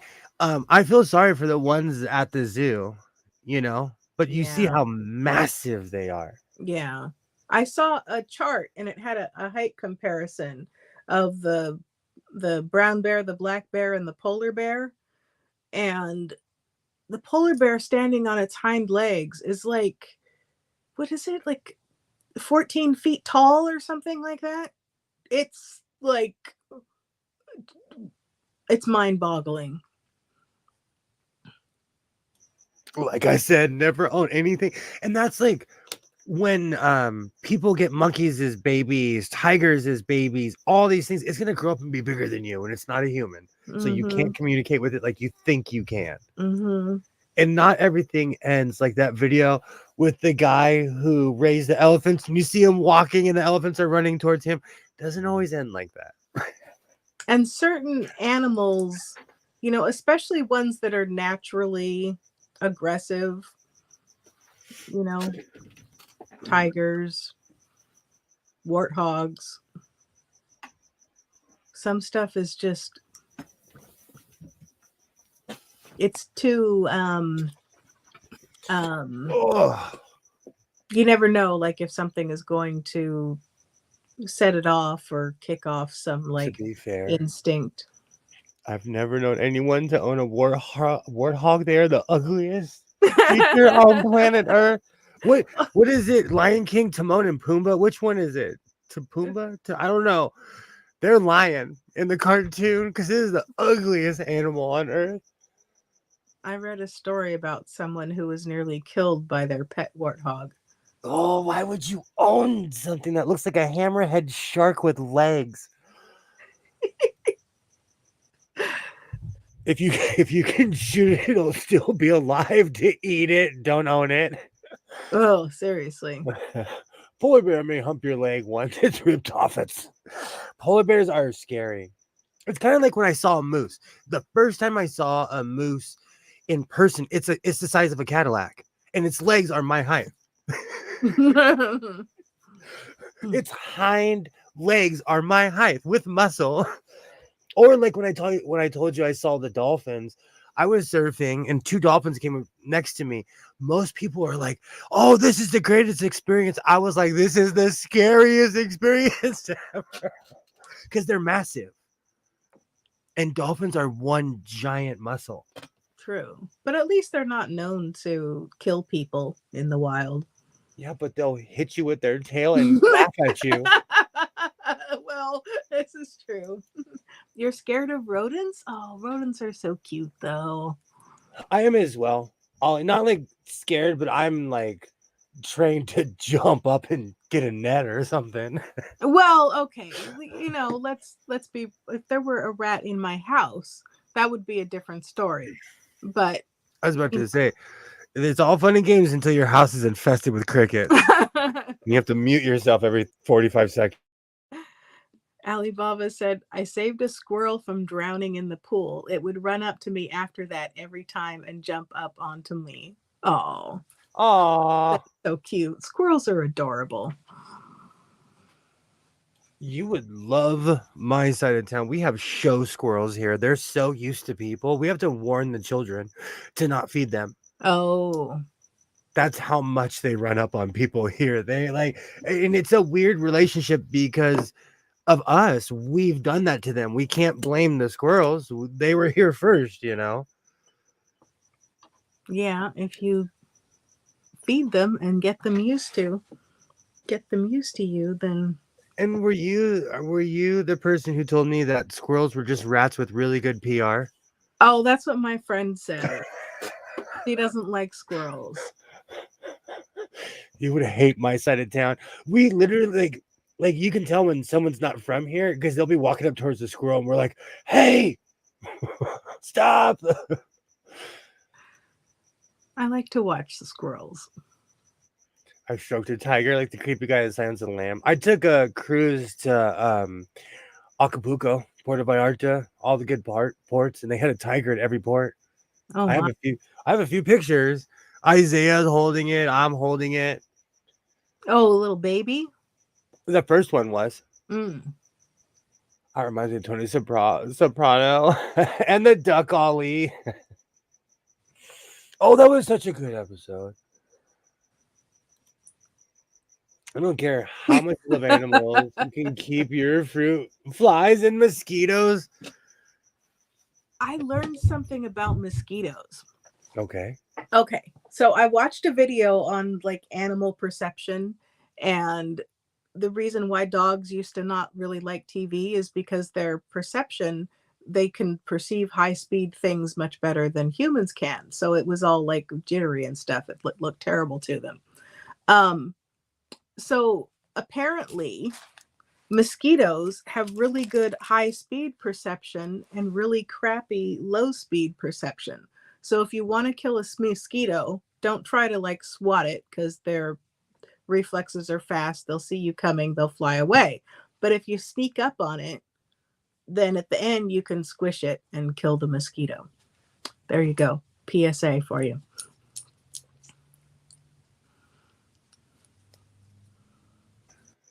So I have to do the full ninja crawl roll across the room. Yeah, like if you see a mosquito on a wall or on the mirror or, something like that, you have to sneak up on it and then you can kill it. Because if you just try to swat it, then you'll be chasing it all day. We have a flock of guineas that live around here. They're the neatest little things. They look and sound something tropical, but they live here. They eat pests and slugs too. Huh. Possums. Possums are ugly, but they have a purpose. They have more of a purpose than a raccoon. So, Alibaba, how do you feel about possums? You don't like rodents. Oh, but maybe you have different possums back east. Maybe you get the cute possums. Yeah, we have the ones that look like they partied all night and they woke up. They look like mega rats, but They, I don't mind. I think they're cute still. well, they are because they carry their babies in their pouch. You know, they have their redeeming quality. But I grew up around them. Alibaba says possums creep me out. No, they are not cute. Look, but Australian possums look like a Star Wars character. They're like, when I saw an Australian possum, I was like, "What's that?" They're like, "That's a possum." I was like, "No, that's not. Let me show you the rats that we live with." If it doesn't make the hair on the back of your neck stand up, it's not no possum. Possums eat ticks. I love them for that reason. Absolutely. I think they're like, I have like my backyard is like my secret garden. There are possums that live somewhere around here, and I'm okay with it. I saw a video. Apparently, they don't eat as many ticks as we thought, but they do still eat bugs and keep problems down. So Let me live in my fantasy. well, I had thought that too, and then I saw, what was it, Casual Geographic or somebody was saying, okay, you don't have it quite right, but They love cat food. they do.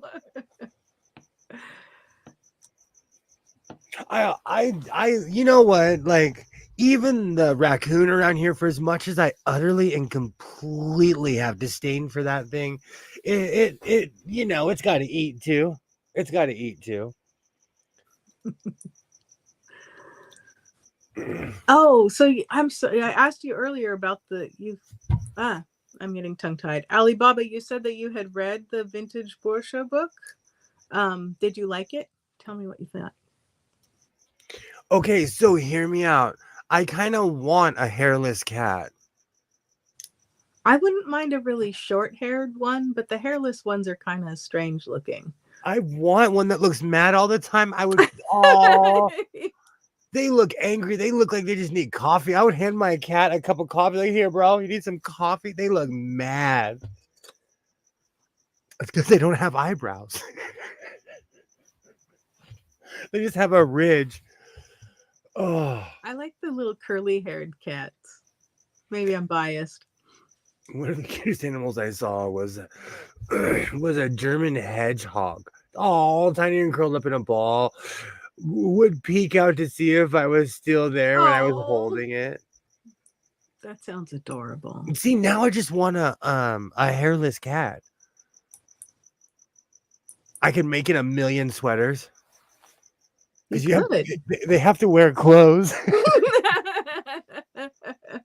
Or you have to keep your house nice and toasty for them. I watched a video about it, and I was like, "Oh crap! You really like hairless cats need maintenance."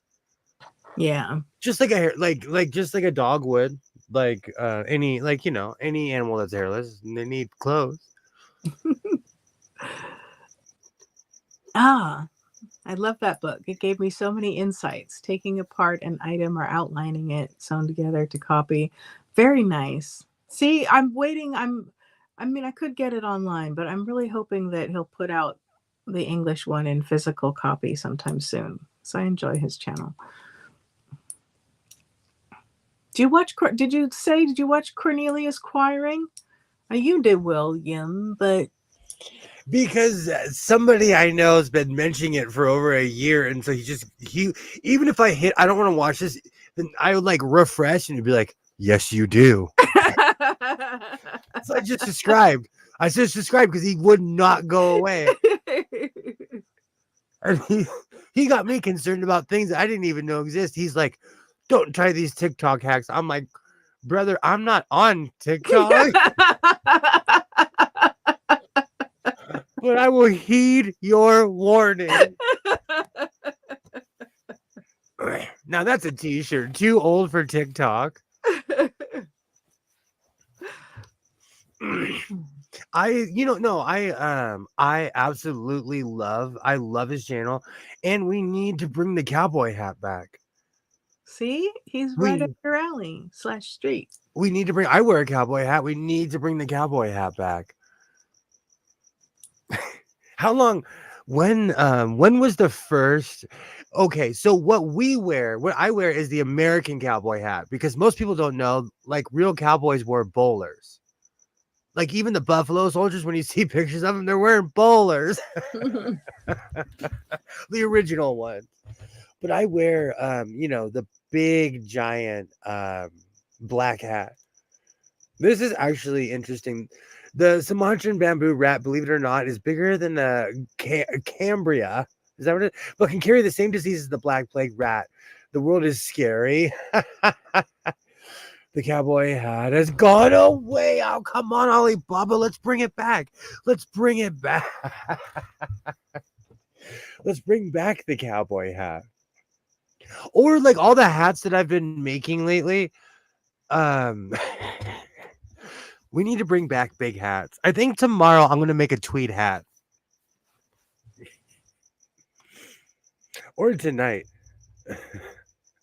Thank you, Dose. Where is my top? Oh, Dose said it. 4 scores, and I don't remember how many years ago I made this. Bring it back.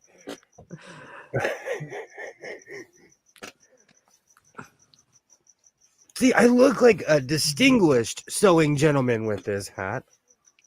Whatever you need to tell yourself.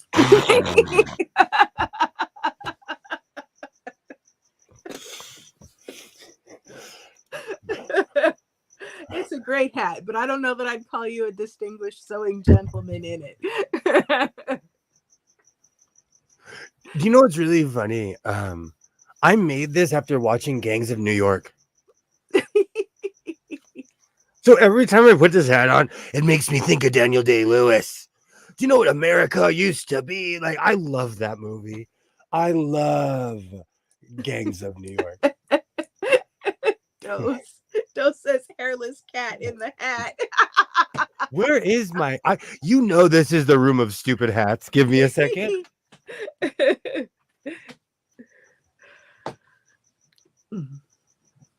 Oh, wow. Alibaba says, I know a guy that gets 5,000 for each one top hat he makes. I'm in the wrong business. I'm in Hat the making, wrong. It's a dying art. People get the big bucks when they know how to do it. Oh my goodness. Here in the House of Sewing, we do not. Wow. You said cat in the hat. You ask and you shall receive here in the House of Sewing. Let's go. Let's go. Now I'm really hairless. Cat in the hat. That's great.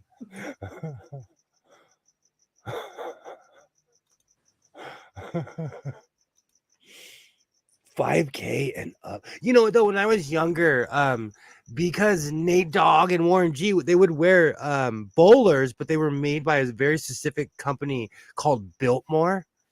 And I've been obsessed with that company's since like 1994, 1995. Do you know what's really funny? One of the first things I ever searched up on the internet was a bowler hat from Biltmore. And I realized I wasn't going to pay $300 for a hat. No. Back then. It's cheaper than Alibaba's friend that makes the top hats. You need to start making army hats and start your own sewing army. I'm down. I am down. All hats shown from dog, you man. See, watching true crime will ruin your life. Don't watch too much true crime. Biltmore is a London company. I'm obsessed with Biltmore hats. I'm obsessed with Biltmore hats. That last hat Apollo Creed wore. Have you seen any of the Creed movies? No. I've seen every single one. I'm not a big boxing fan. Like, I appreciate the skill to be able to do it and, you know, the training and the athleticism and all of that, but I don't want to watch people pummel each other. Oh, apparently the hats are now 2,000. The bowler hats from Biltmore. They've gone up. Well, and you know, I was looking them up in like 1990, you know. Oh, yes. Back when you could drive somewhere with gas that was like 90 cents a gallon. True crime almost sent me to the mental hospital. I'm not kidding you. Like, there's a YouTuber I watch, and she very bluntly says, go outside and touch some grass. I take her advice because I get caught. I mean, I get in rabbit holes. And I like, when you start getting to Lulu, it's time to stop watching stuff. It's happened to me. I don't watch true crime for that very fact. I knew someone, greatest line ever. Someone, oh, and she's sick and in the hospital. Someone that I absolutely love. She her husband, she would obsessively watch true crime. And one day we're all sitting on the couch and her husband looked at her and he was like, are you plotting to kill me? That's all she would watch. That's all she would. It was really uncomfortable. I love Moni Love. Moni, man, that's my era. Moni in the middle. Her and the Jungle Brothers, that was my era. Punky Brewster, that was my era too. Did anyone watch that movie that was, what was it, on Netflix or something? Where's my LL hat? It was the one, the title of it was something like, it was this single line. It was kind of like a spoof, but a sort of serious spoof of Rear Window. And she's in her house and she's like a evening wine drinker, and she sees something and the police don't believe her, and it's like a dark comedy. Did anyone watch that one? She watches too much true crime and they're like, lady, you're making things up. I bought a flat cap from Billmore, best hat I've ever owned. Ooh. If you're watching true crime, you should just replace it with soap. Soaps have the same amount of drama, but you won't go away loopy watching soap. Hey, that is so true. If you're into Passions, it was a late 90s, early 2000s soap opera. All their episodes are on YouTube. You just have to go dig.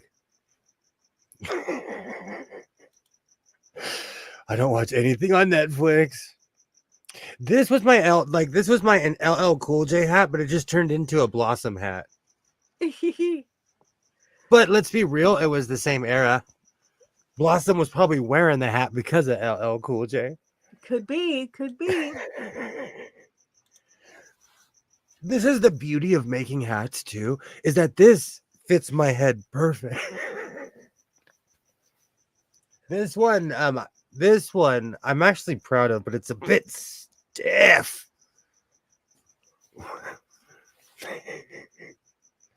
What is the logo on the front?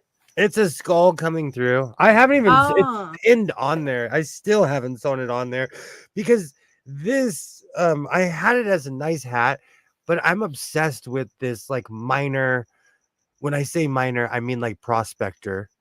I'm obsessed with this look, you know, like the LL Cool J, yeah, and Blossom too. I'm from the 90s, judge me. I'm obsessed with that look. Are you gonna send Dose the pattern? He was asking about hats, bucket hats and things. You know what? Tomorrow I might make a hat. I fell in this weird phase where I just sat here and started making hats like left and right, and I got better and better. But that's also what killed my Husqvarna Viking, because again, I was using a machine like an industrial. See, you need to get a nice vintage Singer hat making machine. Because if you look how thick this is like, there's 808 backing in here, and there's like 6 or 7 layers. There's all this hat is involved. It's way more involved than it looks. It's thick. That's it. Get in touch with David Does. David Does, is that the channel? The guy that has all the like specialty singer machines. Paddington Prospector. I love it. That's another thing. I think it's because I grew up with the cable box. I was obsessed with Paddington Bear. I had the books. And Curious George. I need a yellow jumpsuit. Do you know Curious George? His owner dressed like he was in Kill Bill. He wear orange. Go look it up. He wear yellow jumpsuits. You're in Kill Bill, bro. A Singer 25. Vintage hat making machine. I loved Paddington Bear, and when the Queen gave Paddington a marmalade sandwich, I cried. The Queen was like, "Oh, I get to tell my grandkids. I'd be proud too if I got to hang out with Paddington Bear."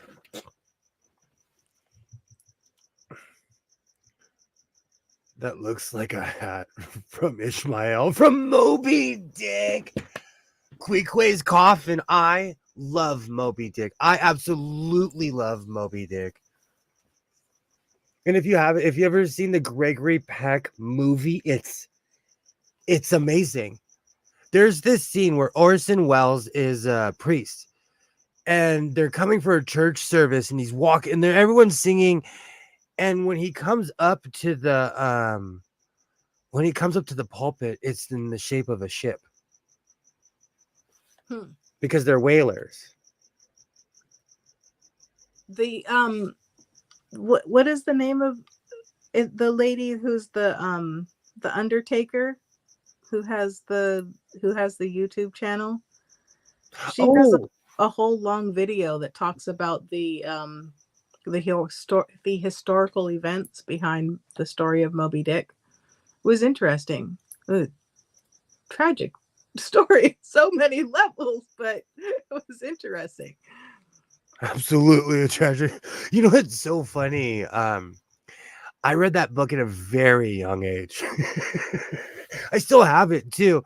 Next to the stand, it's probably that and Battlefield Earth. Don't judge me, okay? Someone purchased it for me. I didn't go out and look for that book. But Moby Dick it's a very involving book. It's War and Peace size. Yeah, doorstopper for sure. Ask a mortician. Yes. Do you know what's really funny? I watch her, but I'm on this weird positivity kick, so she doesn't pop up as much as she used to. I absolutely love her channel though, because I also watched a video.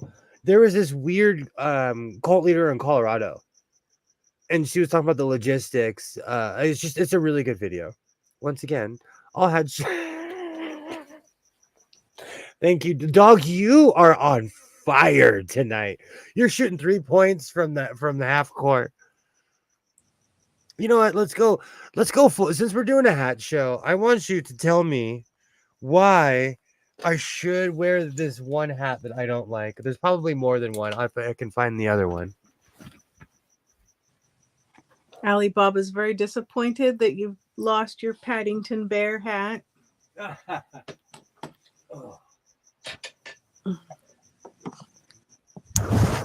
Oh, I love my brown cowboy hat. I wear that when I'm working. That is a very humble hat. The brown cowboy hat, for some reason, it doesn't hit the same as a black or white one. It's really weird.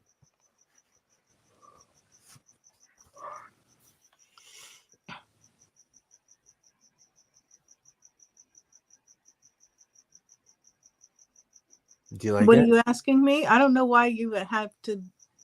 You didn't believe me the first 10 times I told you that hat looked good on you. I'm going for 11. That hat looks good on you. You should wear it. I don't understand why you don't feel good about that hat. But if you don't feel good in it, then you should exchange it with what you like better. I've had it so long it can't be exchanged. Let's walk it around a little bit. Okay, well then you should wear it and enjoy it. It looks nice. Hold on, I have to. Either that or like sell it on eBay or something. Do you know I loved it when Kilroy said that hats are not replacements for eyebrows. Yes, they are. I have a very distinct style of how I wear a hat. So you like it, huh? Yeah. I'll wear it around the house. I don't understand what your reservations are. It's very fedora-ish. And you know what we say about people? Words from a milk carton missing Captain Scott and his giant.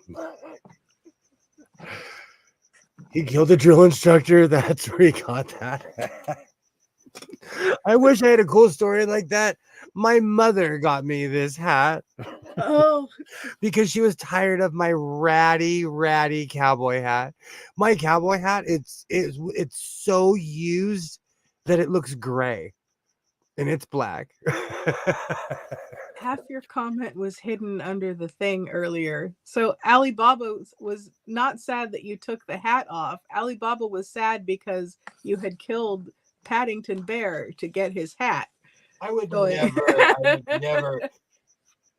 Disclaimer: no Paddington Bears were harmed in the filming of this live, or ever. Oh. Alibaba says needs croc teeth on it, mate. Crikey. This is a total Crocodile Dundee hat. Hold on, that's not a knife. This is a knife. Kilmer says you killed a drill instructor, and that's where you got that hat. Only you can prevent Walmart. You know what though? I love Smokey. Smokey the Bear has a job, and it's just trying to warn people to not be dumb.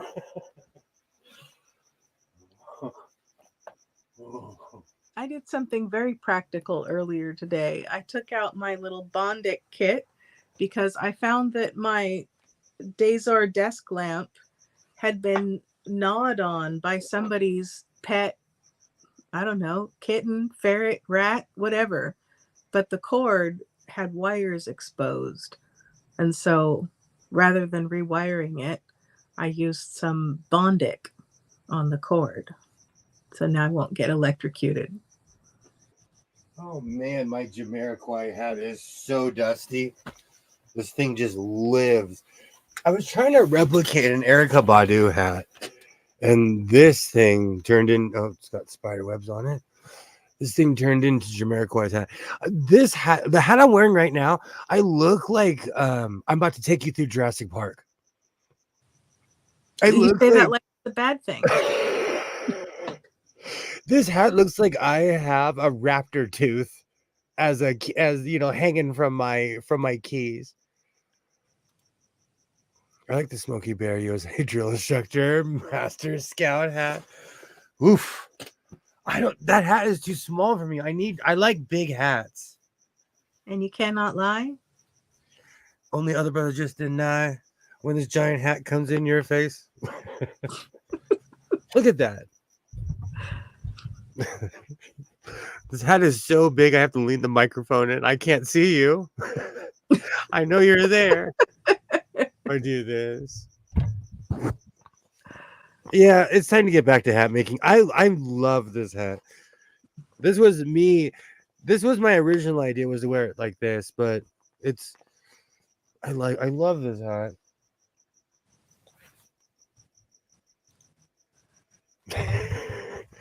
This thing is huge. Oh goodness. Now you look like you're gonna con some people into painting a fence. Be careful. Be careful. Let's not go down that street because you're about to get both of our cards taken. It revoked. Just revoked. I'm going to swipe my card and they'll be like, revoked, sir. Revoked. Get out of here. So in other news, oh my God, we're losing 5-1. It is. See, I'm so glad that we went live tonight because I would just be sitting here contemplating why I invested my feelings into hockey teams. Canadian Mountie, I like that. Oh. Alibaba said, try to replace the entire cord. Over time and not long from it being open will green the copper wires. Well, the copper wires were still copper. and it was only exposed if the cord got bent. But I used Bondic, which is like it's a liquid plastic that you cure with a UV light. So I repaired the cord. So no air exposure and no risk of electrocution. You know, Mounties are, it's all funny until you actually see one and realize that they're federal police. Everybody always wants to talk. See, the brown cowboy hat is so much more humble than the black or white one. Or am I just making stuff up? You know, if it gives you that vibe and that's how you're walking around, then that's how it is for you. Why? Because I walk around like this. See, if you walk around like that, then it's no more humble than the other one.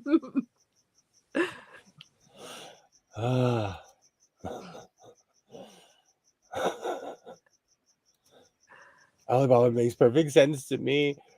Brown hats, kind of slutty.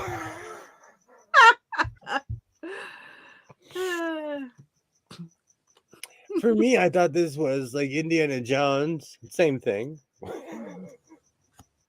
Or in my case, it would be Montana Johnson. I don't want to rip off Indiana Jones, so I'm going to call myself Montana Johnson.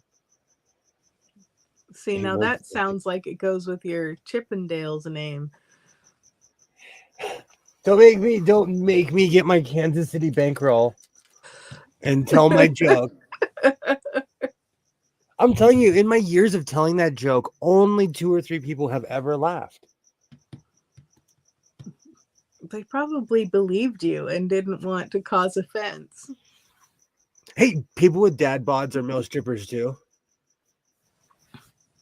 Okay, now I have to tell the joke because everything's out of context.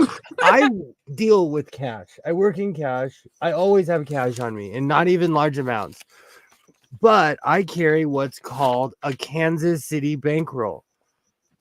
That is a wad of ones. And so sometimes I need change, and I'll pull out my Kansas City bankroll, and I say, "Oh, the old ladies were bad tippers last night." See, you're laughing. See, you're laughing because it's funny. I'm trying to be funny in public, and people don't have personality anymore. Well, they probably took you seriously and didn't know what to say. They didn't want to, laugh at you.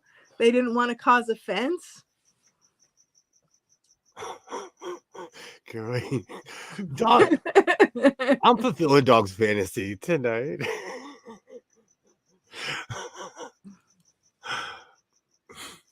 Girl, he needs to get the chaps on. I'm in a weird search for the new cowboy hat because my black one is so ratty. I've sewn that thing back together like 15 different times. Montana Johnson is a great prawn name. I thought about it. Like if you had your own Indiana Jones name, what would you call yourself? You have to pick a state and a last name. So I picked Montana Johnson. Indiana Jones. It's, that's my adventurer name is Montana Johnson. For those who don't know, don't look up prawn on the internet. I read a thing where someone had done that. They didn't know what it was, and so they did a search, and then they were very sad. Oh, like when I looked up goon the other day, and I was like, whoa! When Texas had a disco. To be fair, they still have discos, just not as many as they used to. Montana Johnson was probably gotta pay off from Trump. Montana Johnson that's my cowboy. That's my this should be in a museum name. I just loved those movies. Okay, I have a question for you. Have you seen the latest Indiana Jones? No, I was waiting for it to come on streaming and then I forgot to watch it. Is it on streaming? I imagine it is by now. Oh, because you're here. Mm-hmm. I did something that you inspired this, and I have to show it to goodness. you. Because you told me just to bite the bullet and do it, and I did. I thought you said you didn't get a industrial machine yet. Oh, okay. Good. And I'm in geek paradise right now. Oh, wait, hang on. No, I did watch it. No. Oh, Going along with the WoW OST, I'd be Pennsylvania Slim. I love that. That is your gut bucket country name, I like Pennsylvania that. Slim. I like that. My dad used to call himself Memphis Slim, and I'd always ask him, "What happened in Memphis?" And he's like, "I'll never tell you." He never did. I have No, not I watched it. did watch Indiana Jones. Excuse me. Did you like it? Well, clearly it wasn't very memorable. To be Um, fair, that was exactly what I was thinking. it was all right. I would say that if you enjoyed the other ones, that you'll like that one. You know? Is it like we have a weird scale, okay? When William Shatner started making the Star Trek movies, he was like in between my age and yours. You know what I'm saying? Uh-huh. So is it like William Shatner style or is it Picard? As far as what Harrison Ford looks like.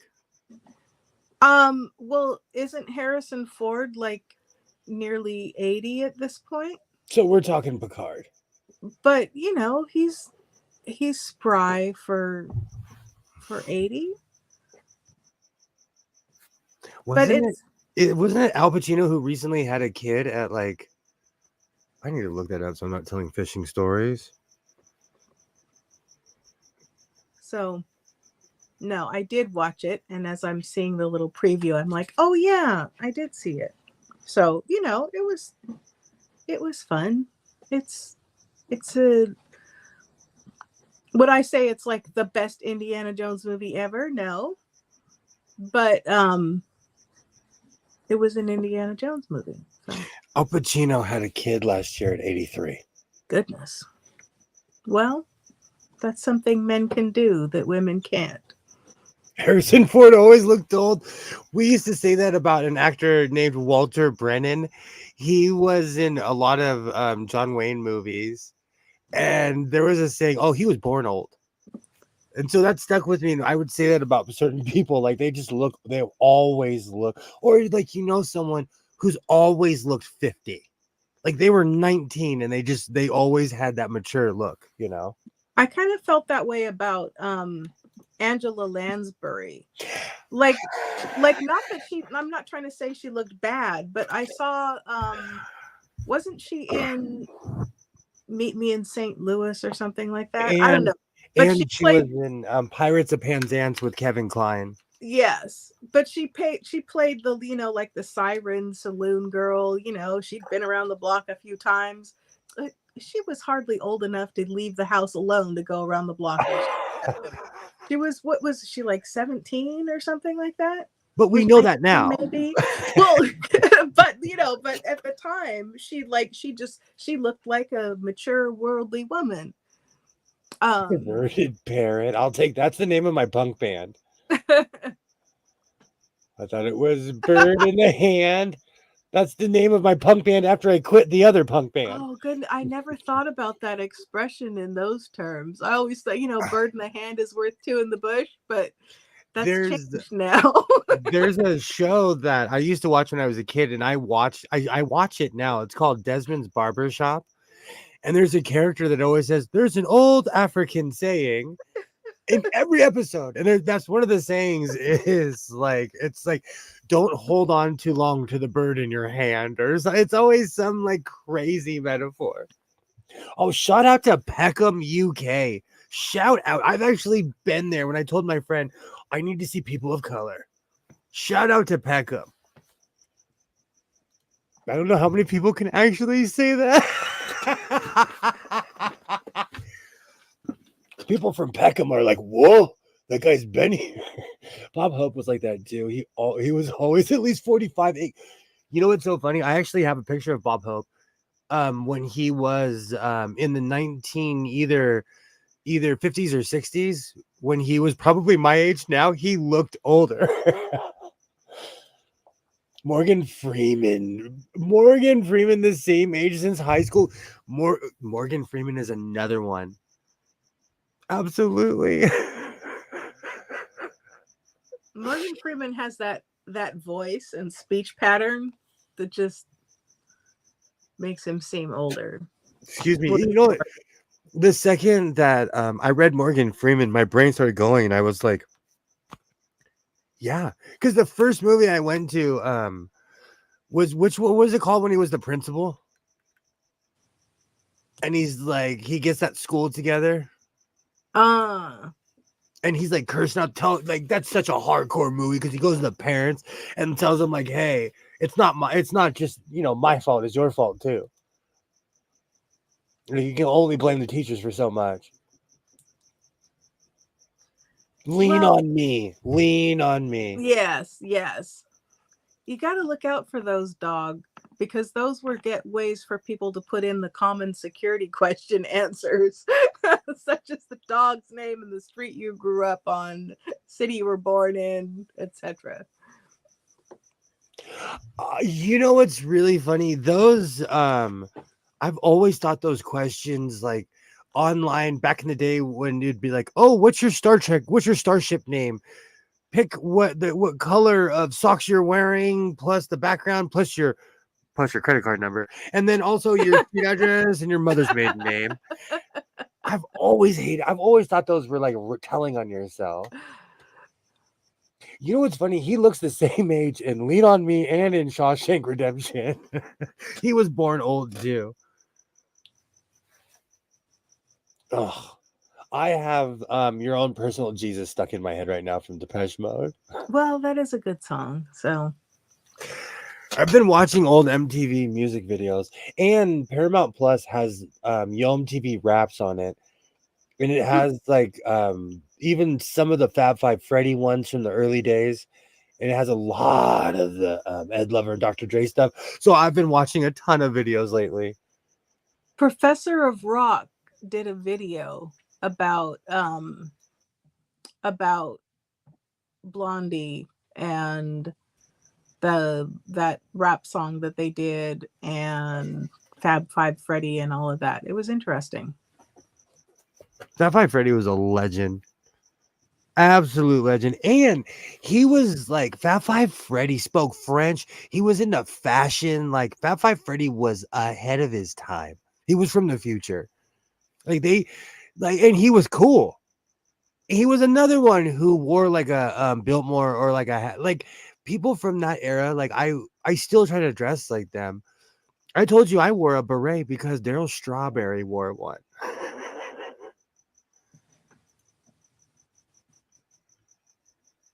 People in the UK have a street called See You Next Tuesday Ho Road. The algorithm can get it. And people thought the Victorians were uptight. We've become the Victorians because we're censoring ourselves because of Lord Algorithm.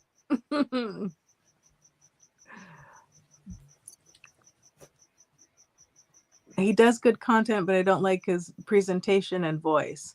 I don't like the way he has to like tease you so you don't know what it is that you're watching until you watch it.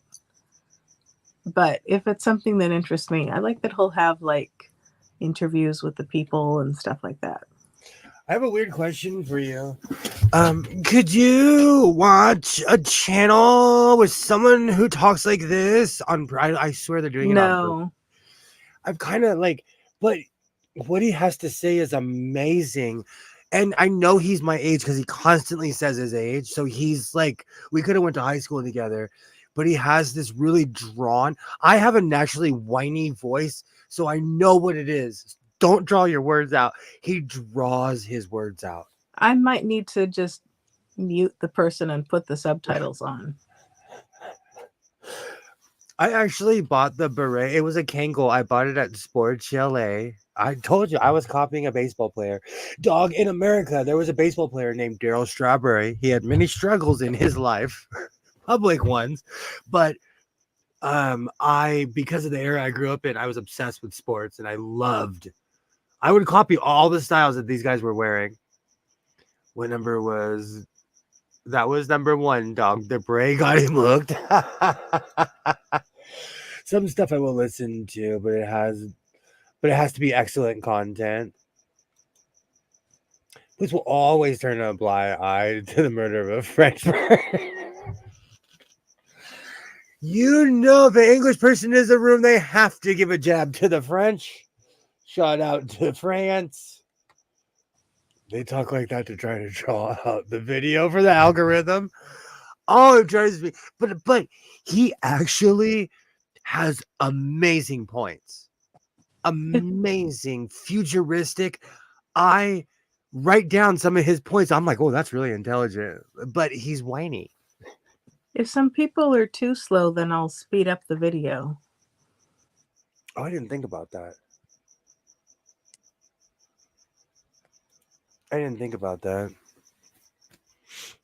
Let's see. Oh, I did resurrect my mask because I've been really cleaning in here, and I found this thing gets buried. I made this just by guessing.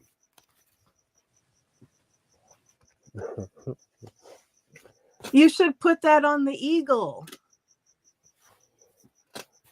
People freaked out more about my toucan mask than they did the eagle. You can't satisfy anyone. This lived on the mannequin.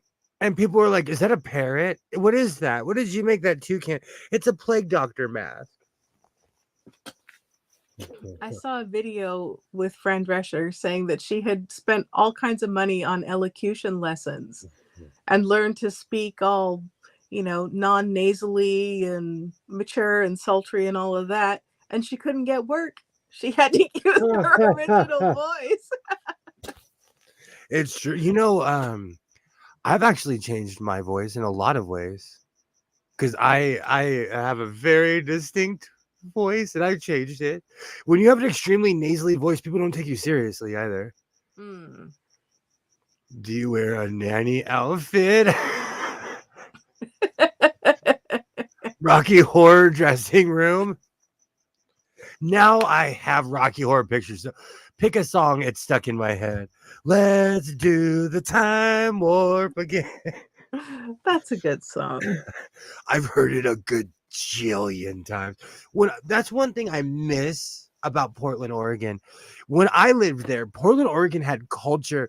I saw The Big Lebowski in the theaters. It had been out for years, like 10, 15 years. Like I saw Casablanca in the theater.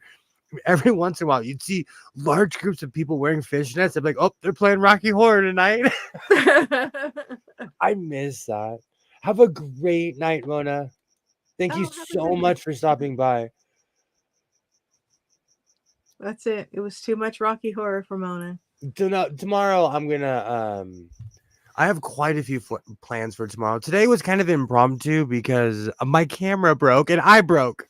When my camera broke, there was like, because I love making videos and sharing what I do with everybody, Thank you so much for stopping by, Mona. Either that or Mona's gone off to make a fab outfit for Rocky Horror. Maybe. That's one thing I miss about living in Portland. I saw a bunch of really cool movies in the theater. That, black and whites, all kinds of stuff. Well, you live in the land of like art house movie theaters. Surely you can find. They actually put one in my.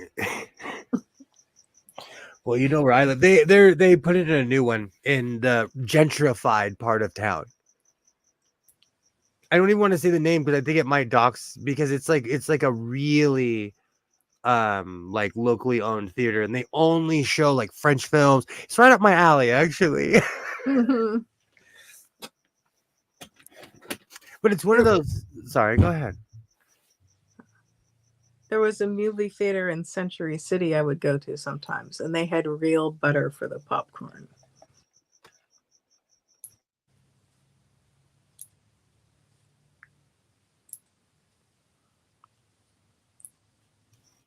That would be an awesome wrestling accessory. Now I just have Let's Do the Time Warp stuck in my head. So how many times have you seen Rocky Horror live? Ha ha. Okay, it's cheating though, because I used to live by the Pantages Theater in Hollywood. Why is that cheating? Lots of people live by the movie theater and they never go see Rocky Horror. I would walk over there. I've seen the producers. Do you want the list? Do you want the list? I told you my John Goodman story when I saw Wicked, and John Goodman was wearing sweats, smoking a joint in the lobby. Pot was not legal. Like in the entry area, no one said a word to him. First off, John Goodman is a lot taller than you think he is. And he is the real Lebowski. He is the real. He had a full beard. This is before he sobered up. This was also in 2003, I think, when I saw him.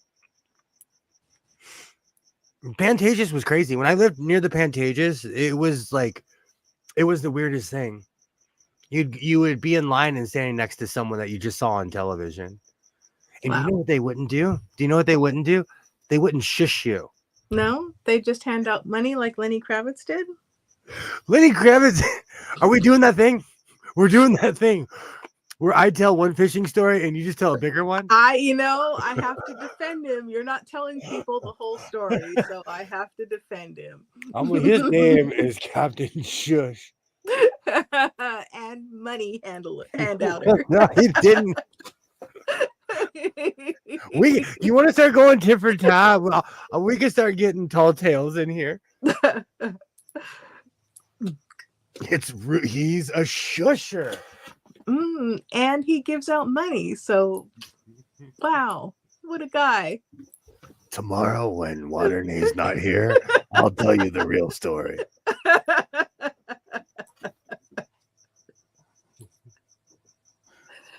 I'll tell you the real side of Lenny Kravitz. Dog says, I've seen the live version of Rocky Horror Picture Show, and Richard O'Brien, who Will's bases his looks on, Riff Raff, okay, made an appearance and sung a song. Wow, nice. But I want the fake butter that comes from Dow Chemical. Oh, well. You talking about popcorn? Yeah. I love that fake butter. See, when I make popcorn at home, I take a big pan, so there's space for the kernels. Put in some olive oil and some butter, Kerrygold, and a little fresh ground Himalayan salt. Let the water cook off. Put in your popcorn kernels. Put a lid on it. The best. No doubt chemical involved. Alibaba has seen it twice. That's the healthiest way I've ever seen anyone ever describe popcorn. Oh, it's amazing. I know where I saw it. Beetlejuice.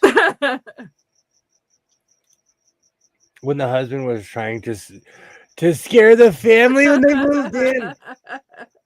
When I'm having a bad day or I'm just in a mood, I put on the scene when they're at the table singing Harry Belafonte. That lives rent free in my head. Right now, the day, Misa Day. First off, I love the song. Second, though, that scene is iconic. I love the Stan Freberg version of that song. Too loud, piercing. That is such a good movie. Are you going to see the remake? Oh, probably.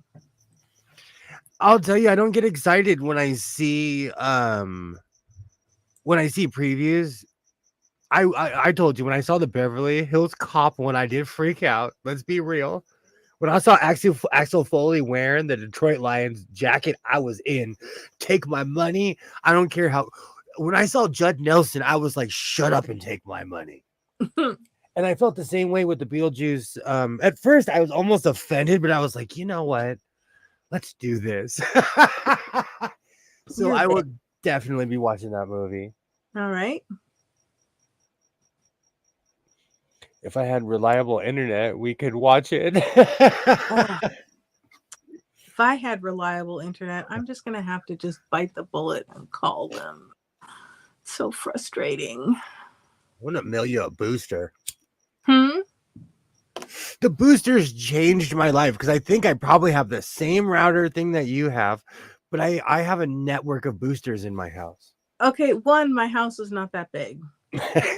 Two, I can be like 4 feet from the thing and I have the same problems. So I don't think that's it.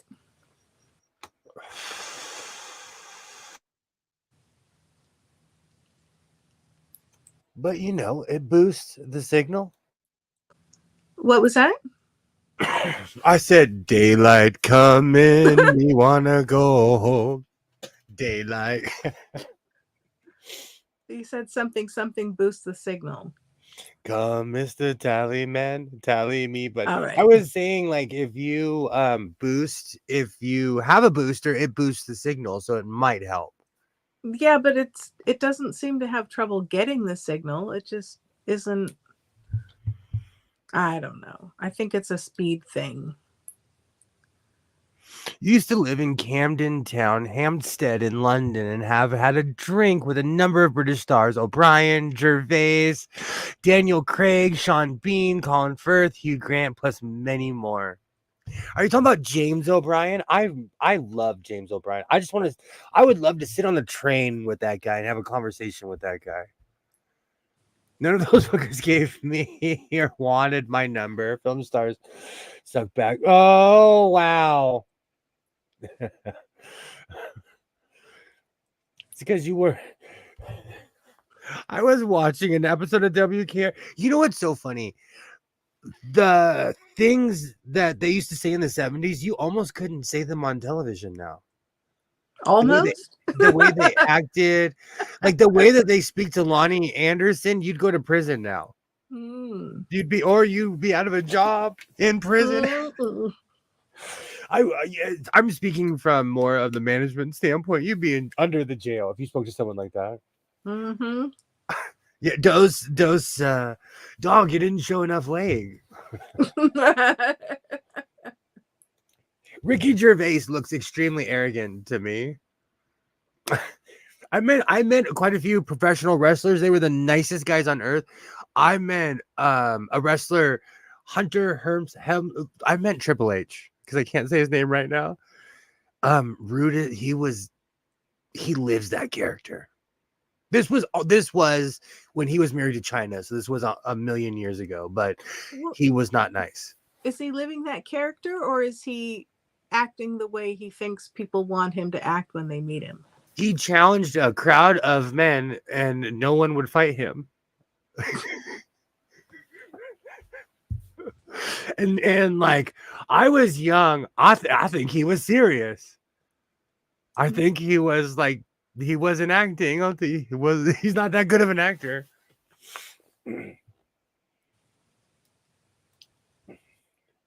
Film stars hate humans who suffer from the illness of reality.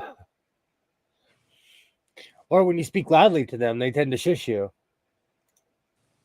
And then they give you money. I like this new one, man. I like this. I'm gonna stay up all night. I'm gonna go next time you come back. I'm gonna have 75 lines ready for you and Lenny. I'm telling you, we're gonna say Lenny Kravitz enough. One day you're gonna pop in, and I'm gonna be like, "This is Lenny Kravitz, and I now have to tell the real story." And he's gonna thank me for defending him this whole time. You know what? I'm on that hill holding the flag. Lenny Kravitz shushed me on Santa Monica Boulevard in broad daylight. And then he gave William $1 million. It was crazy. I wish he did. Crazy. If he gave me $1 million, we would not be having this conversation. We might be. You said you're frugal. You said you just put it in the bank. I would. Because you would never know. You would never know if I was a gajillionaire, because I'll still dress like, you haven't gotten those Star Trek flu vogs yet, so I know you're frugal. I met Trench from Naughty by Nature. He asked for some of my chips when he got off the bus. He was hungry. Peckish. That's awesome. See, that's awesome. I met Warren G at a rodeo, and he was so nice. He was so nice. I was like, you put my faith in humanity, Warren G. He's another one who's like 6'5", quietly. Oh, 6'4", like a friend of mine. She owns a friend of mine. She owns a bar. They own her family own a barbecue truck, and they go around to events. And that the only reason I even knew of this rodeo is because she told me, and so I went there, and like I saw Warren G when she took a picture. It was like this. Because he looks like half the pictures like this. Like like he's looking down. He's so tall. I have a friend, and she's 6'1", and I am nowhere near 6 feet. Let's just be honest. And she took a picture of me, and I'm all like foreshortened because it's like it's coming. The picture is coming down because I wasn't far enough away, and I'm like, I look this tall. Oh, it's terrible. I know somebody who she's probably excuse me. She's probably at the time she was probably 5 feet tall.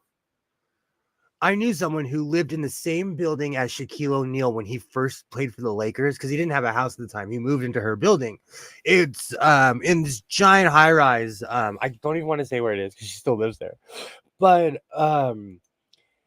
she told me the story. She's like, Shaquille O'Neal is so tall at first he didn't notice me. Oh no. And then she's like, I don't even come up to the man's kneecap. And at her house, she has a picture of Shaquille O'Neal. He is sitting down. And she is standing up. And he still towers over her. Oh dear. He was nice to her because she's like, the rich blue hair. Like, she's such a good person. But long story short, like, every time she tells the story, I'm like, I don't care if she tells it. Like, I don't care if we've heard it. Because everyone's like, we've heard the story. I'm like, no, tell the story again.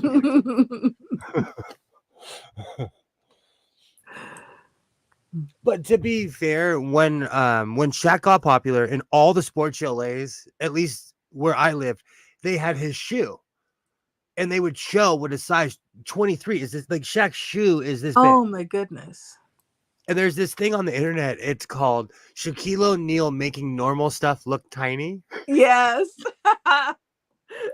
Where he's holding like the newest phone that's huge and it looks like it's this big in his hand. I love those. He's got a Coke can and it's this big in his hand. Oh yeah. I love those. Oh, I'm trying to show stuff and I'm roboting. Oh Jesus, Mary and Joseph, dog, you are on fire. I've got to reload. You know what's funny? I always do this. I say, I'm only going to go for an hour. I'm only going to go. This is a power hour. 2 hours and 38 minutes. I told you. We all it's perfect. Okay. We'll see how long it lasts. We always say oh, sorry, go ahead. No, go ahead. Well, I was just probably going to say the same thing you were, that we've been on for now. Well, you've been on for 2 hours, 38 minutes, and 25 seconds. Beep. It kind of destroys the power hour thing. I was, do you know where I got the title from? When I was a kid, there were these guys on TBN that would power lift for Jesus. And even throughout all my years, I thought it was the craziest thing because they're on stage. They're like, I'm going to bust through all these bricks for Jesus. That's what my thumbnail is. It's those guys. And it took me sorry, go ahead. Is that what the power hour meant? Because I'd heard the power hour. Oh. No, it's the sewing power hour, but that's like what they used to do on TBN back in the day. Well, right, like so the original reference to the power hour, is that what they were talking about? From my standpoint, but that's like I had no idea that they were busting bricks for Jesus back in the day. You didn't watch TBN? I watched No. because I was raised Roman Catholic. I didn't have an exposure to anything really evangelical. So it was so foreign to me. I'd watch it on television. Oh, goodness. I had no idea. The church I went to was extremely reserved, so I like it was so foreign to me. It was entertaining. Well, that's new to me. I had no idea. I thought it was just, I didn't when they were gung ho for Jesus, I didn't realize that they were having like strongman competitions.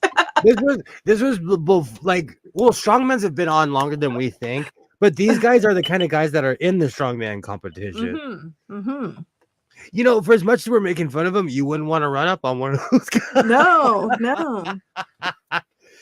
And what I was doing that weird crackpot research when I looked up the thumbnail, a story pops up, and some of these guys have interesting stories. I love this. We're on sewing time. However long your stream is, it's an hour of sewing time. That does happen though. I'll be sewing something. I'm like, I'm just gonna whip this seam up real quick, and then I look, and like 3 hours later. 2 minutes sewing and the rest hiding is. This was my Friday sew, so I was showing off my tweed coat. I did everything that I was gonna do within the first hour, and then we get chatty. That's the beautiful thing about it. This is a sewing circle.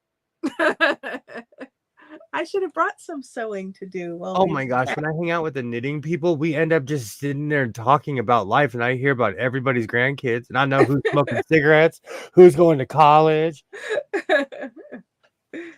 The first shows on TV were wrestling and boxing. People think of the highbrow shows that time, but really it was wrestling and boxing that made TV originally taking off. Human beings love watching each other pummel each other. Where we can gossip. I heard there's this guy who owns a bunch of touch and sews. Oh, really? Yeah, his name's Fred Sanford. I'm kidding. His name, it's me.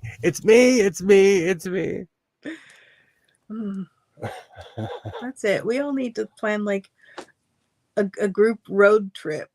We can rent a big RV with like multiple bedrooms, and we'll all take a road trip out to go see Fred Sanford. I don't even like. Let's see how I can say this without like some crazy metaphor. I can teach you how to drive a 16-wheeler, an 18-wheeler, because that's what it's pretty much going to take. Because I know how to drive. I don't know how to drive a big rig. It's just a bunch of gears. And nowadays, the newer ones are buttons. The old school truckers are like, what? Nowadays, the trucks think for you. They're basically automatic. I need to get in touch with that Fred guy and see if he has a PFOF cording kit. I have some of the things from the PFOF cording kit, but I really want like the full PFOF cording kit. Joy watched Fred Sanford's last video like I did. He has thousands of buttonholers. Thousands. Pick a machine, pick an era, I laughed because he kept on pulling out touch and sew buttonholers. He's like, oh, these things are useless. I'm like, to you, sir. How dare you besmirch a touch and sew? That reminds me of this guy in LA I heard about. I heard he has so many sewing machines that his floor is about to collapse totally. Wow. I'd like to say, for the record, I'm on a giant concrete pad. So even concrete has a failure point. Look, is there any cracks? The only no, none that I could see. Yes, it has another one as well, but I saw your stream, so I chose you. Aw. That's nice of you, Joy. He's recently has cabin fever, and I totally get it. He's trapped in his house. He lives in Michigan. He flat out said it, and I totally identified with that. Where he is like, I got cabin fever. So he's been making all kinds of videos. I thought it was the reason we don't sew. We do so. You just got like in the beginning. You know what? My streams are like a mullet. It's business in the front, and then we just spend the rest of the stream partying. Oh, that's a t-shirt. My stream's like a mullet.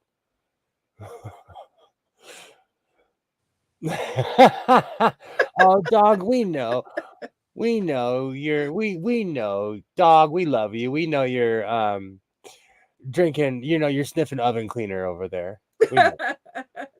Nice to be with. Absolutely. You're just being sassy. Oh, I'm sorry, I interrupted you. I agree with you. No, you're the Wonder Twin. You're good cop, and I'm terrible bad cop.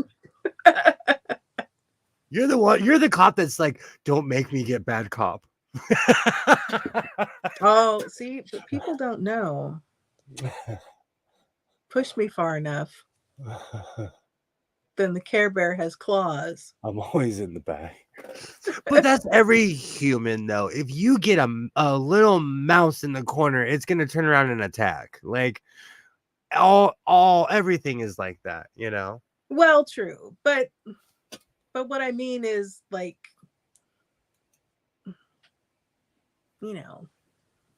don't mistake my kindness for weakness. Yes.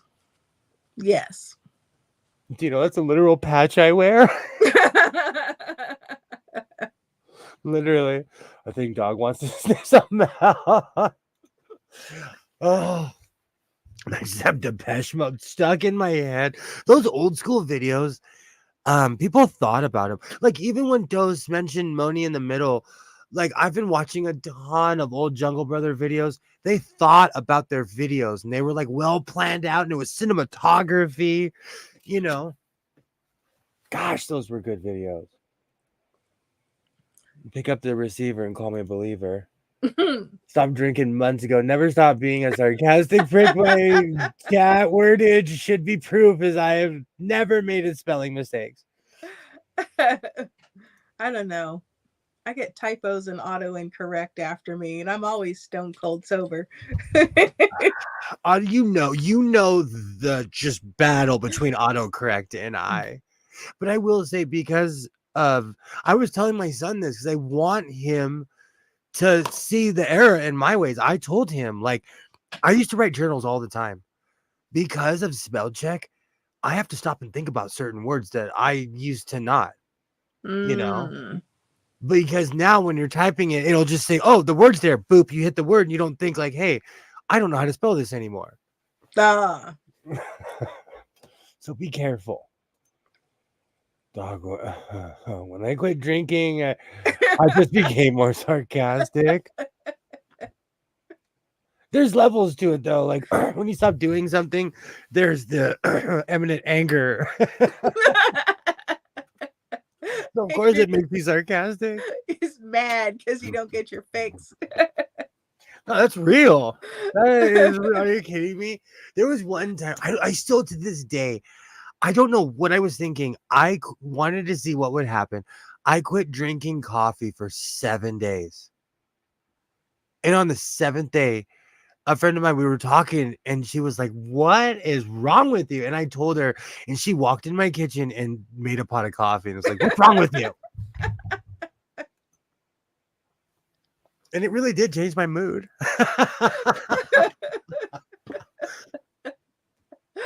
Oh, dear. Dog says, I'm pretty sure you and I are a kindred spirit, Kilroy. Your sarcasm is hilarious. Kilroy always makes me laugh. Absolutely. That's why Kilroy's number one. So, Joy, are you selling something tonight? Are you working on something? Oh, Pam, if you're still there, I sent you a DM over on Instagram. I mean, I sent it to you before, not like just now, but so answer when you have a moment, if you can. I need to find where my koofies are. I have hundreds of koofies in this room. But I quit. Skirts. Skirts. Mm. Oof. Well, it's late. It's quitting time. Yeah, especially like I always jokingly say like it's not a sewing project if you don't quit 5 times, hate yourself, and then when you're done, like this is the greatest thing ever. But sometimes you don't reach that point of this is the greatest thing ever. You have to Sewing is frustrating. It's a balance between like wanting to get something done and recognizing that, oh, I'm tired and I need to stop sewing before I like sew the sleeve on upside down or something. Or just sound like Twinkie from Buck Rogers when I drink too much coffee. Hey, Yella, how's it going? What's up, Yella? Good to see you. Yella. Good to see you.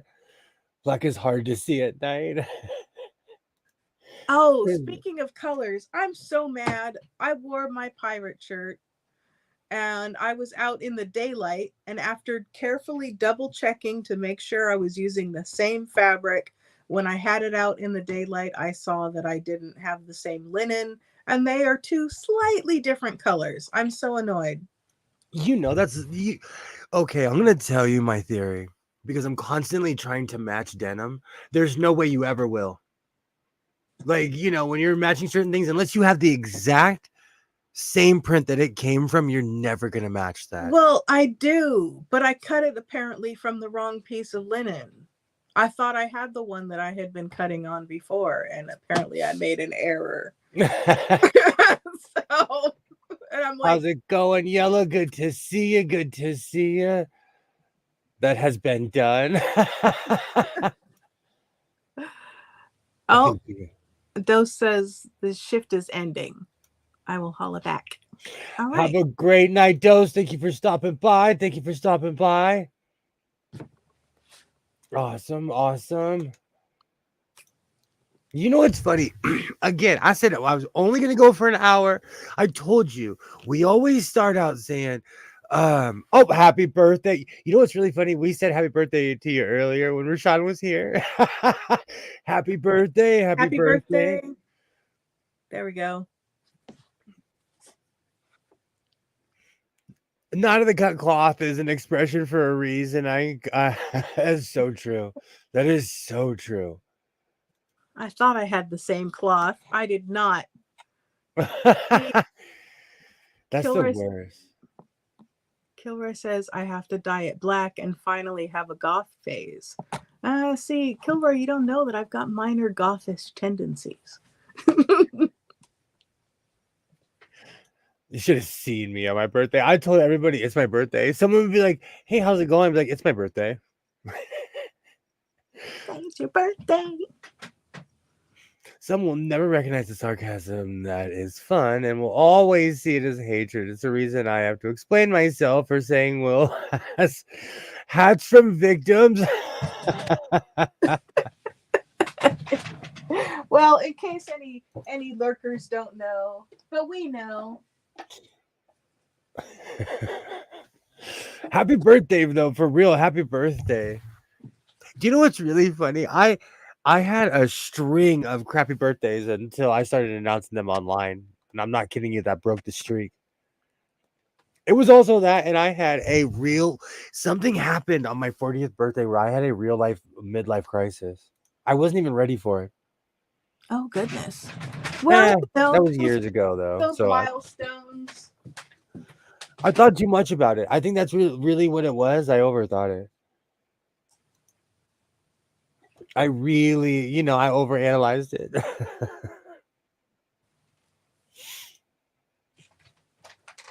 Do you know every time you and I we're just going to take a walk around the block, but we live right down the street from the Regal Beagle. Well, I didn't say anything. You were the one who said I was going to end in an hour, and I said you don't have to stay on for me. Please tell me that you watched Three's Company. I did watch some Three's Company.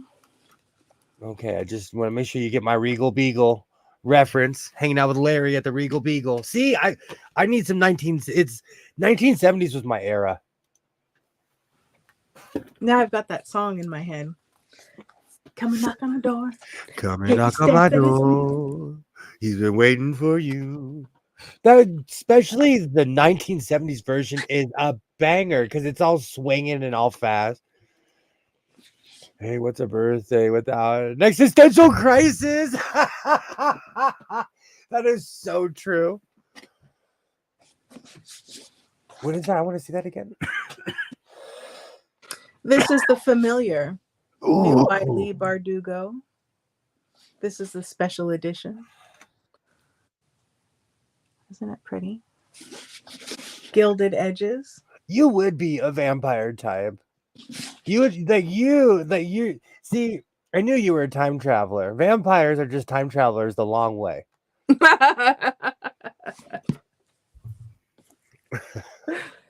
Dog is on fire tonight. Dog is shooting 3-pointers from the locker room this evening. What time is it right now in the UK, dog? Alexa, what time is it right now in London, UK?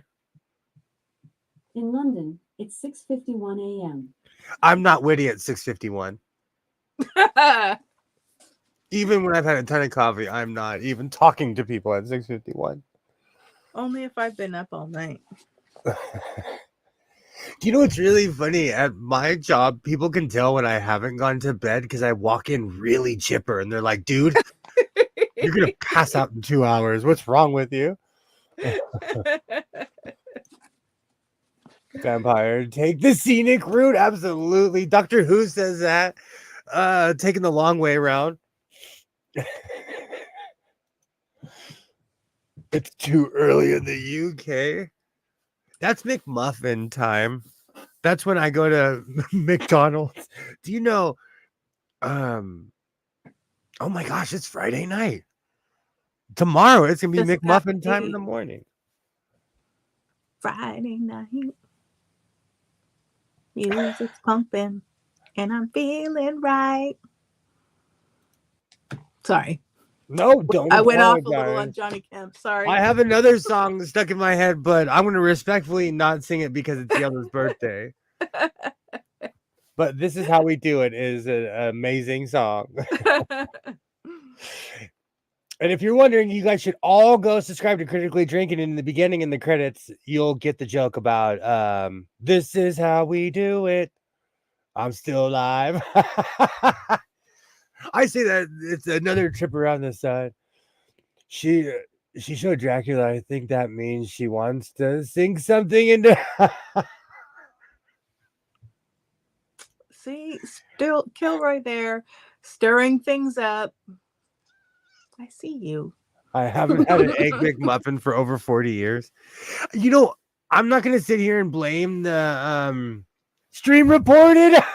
It's your birthday. I'm trying to be respectful. See, it's funny. It's hilarious. Every time because that's my song. Oh, the A word. It's 6:30 and I don't need a house. My house loud.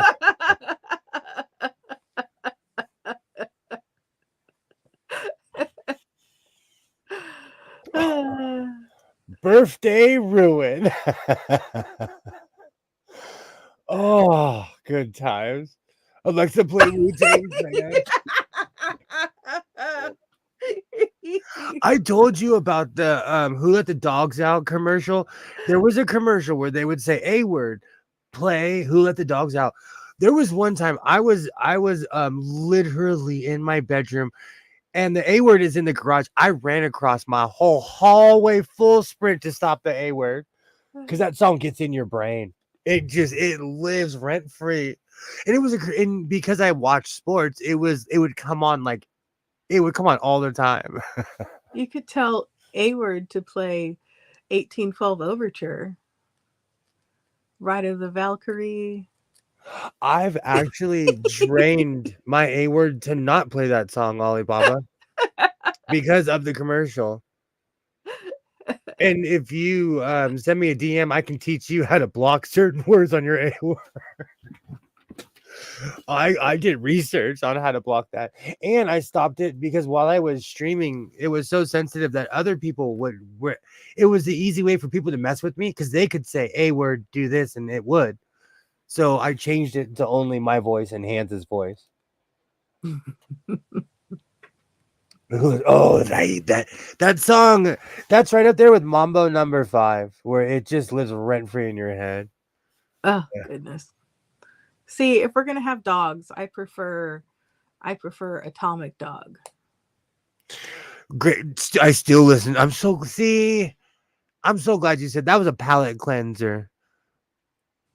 Why must I feel like that? Why must I chase the cat? I love that song. I love that song. I still listen to that. And this goes back to my 1970s weird thing. People always say like, "Oh, I should have been born in an era. I should have been born in an era." And it's not just because they had a bunch of free love and they were doing a bunch of drugs. I would have loved to party in the 70s. Well, you can throw a 70s party and not have to deal with all the other stuff that came with the 1970s. It's not the same because everyone I'm gonna invite was there. I'm the youngest person I know. I can invite my son. He's probably the only other person I know who wasn't there. All the other, I'm the young one in the crowd. Everyone else I know, like they were there. I keep getting told I was born 100 years too late. I keep meaning to order one of Dandy Wellington's pins that say vintage style, not vintage values. You can't throw somebody anymore since they banned Quaaludes. That's one thing. WKRP in Cincinnati, man, they deal with some hardcore issues. Like this one dude, he gets a bunch of cocaine delivered to the station, and they have this whole PSA about it. Like, oh goodness, oh, it's hardcore. 70s Coke is better than 2024 Coke, allegedly. The 70s was hardcore. They were, you know what? They were just different. I'm telling you, I may or may not have bought the entire series. So I've been watching the show, and they did not have filters like we do. Do you alternate between that and Babylon 5? Well, I was waiting for Babylon 5. So I'm going to take a pause on the 1970s. I think what I'm going to do is I'm going to watch WKRP in Cincinnati in the mornings since it's so hilarious. Ah, I see. And I'll watch B. See, but B5, Babylon 5, from the first episode, it sets you up to a battle that happens in the 4th season. And they're constantly referencing the shadows. Like whoever the writers in Babylon 5 knew what they were doing. That show is so intricate. Being a dog alive in the 70s, I can say it was pretty shit. Coke nowadays has fentanyl in it, and people OD off of it. Do you know, my dad used to always say that about the 50s. He would always be like, man, the 50s were not the happy days. All the time. I love the 70s movies for the same reason. I like a lot of foreign films. They show how life really is withoap the Hollywood feel good. It's so true because even in I watch old Inspector Waxford and Inspector Morse. And in Inspector Waxford, like he walks around China in 1979, and it's real like Mao China. And they're like, you can't do this. You can't say this. You have to come to me with this. And it's like a real tour guide. And like, what's his face is just playing the Inspector Waxford role, but the guy's really saying what they can and cannot do while they're there. And nowadays you'd get a really washed version of that compared to something now, you know? All right. We've been going for 3 hours. And I only said I was going to go for an hour, and I'm gonna stream again tomorrow. Oh goodness! So I'm gonna end this here because we've done our duty. We've gone around Jupiter twice this evening. I only said I was going to go to the moon and back, but when the music's good and the tweed jackets start flying, it's like ambrosia. Can't help myself. But I'll be back at it tomorrow.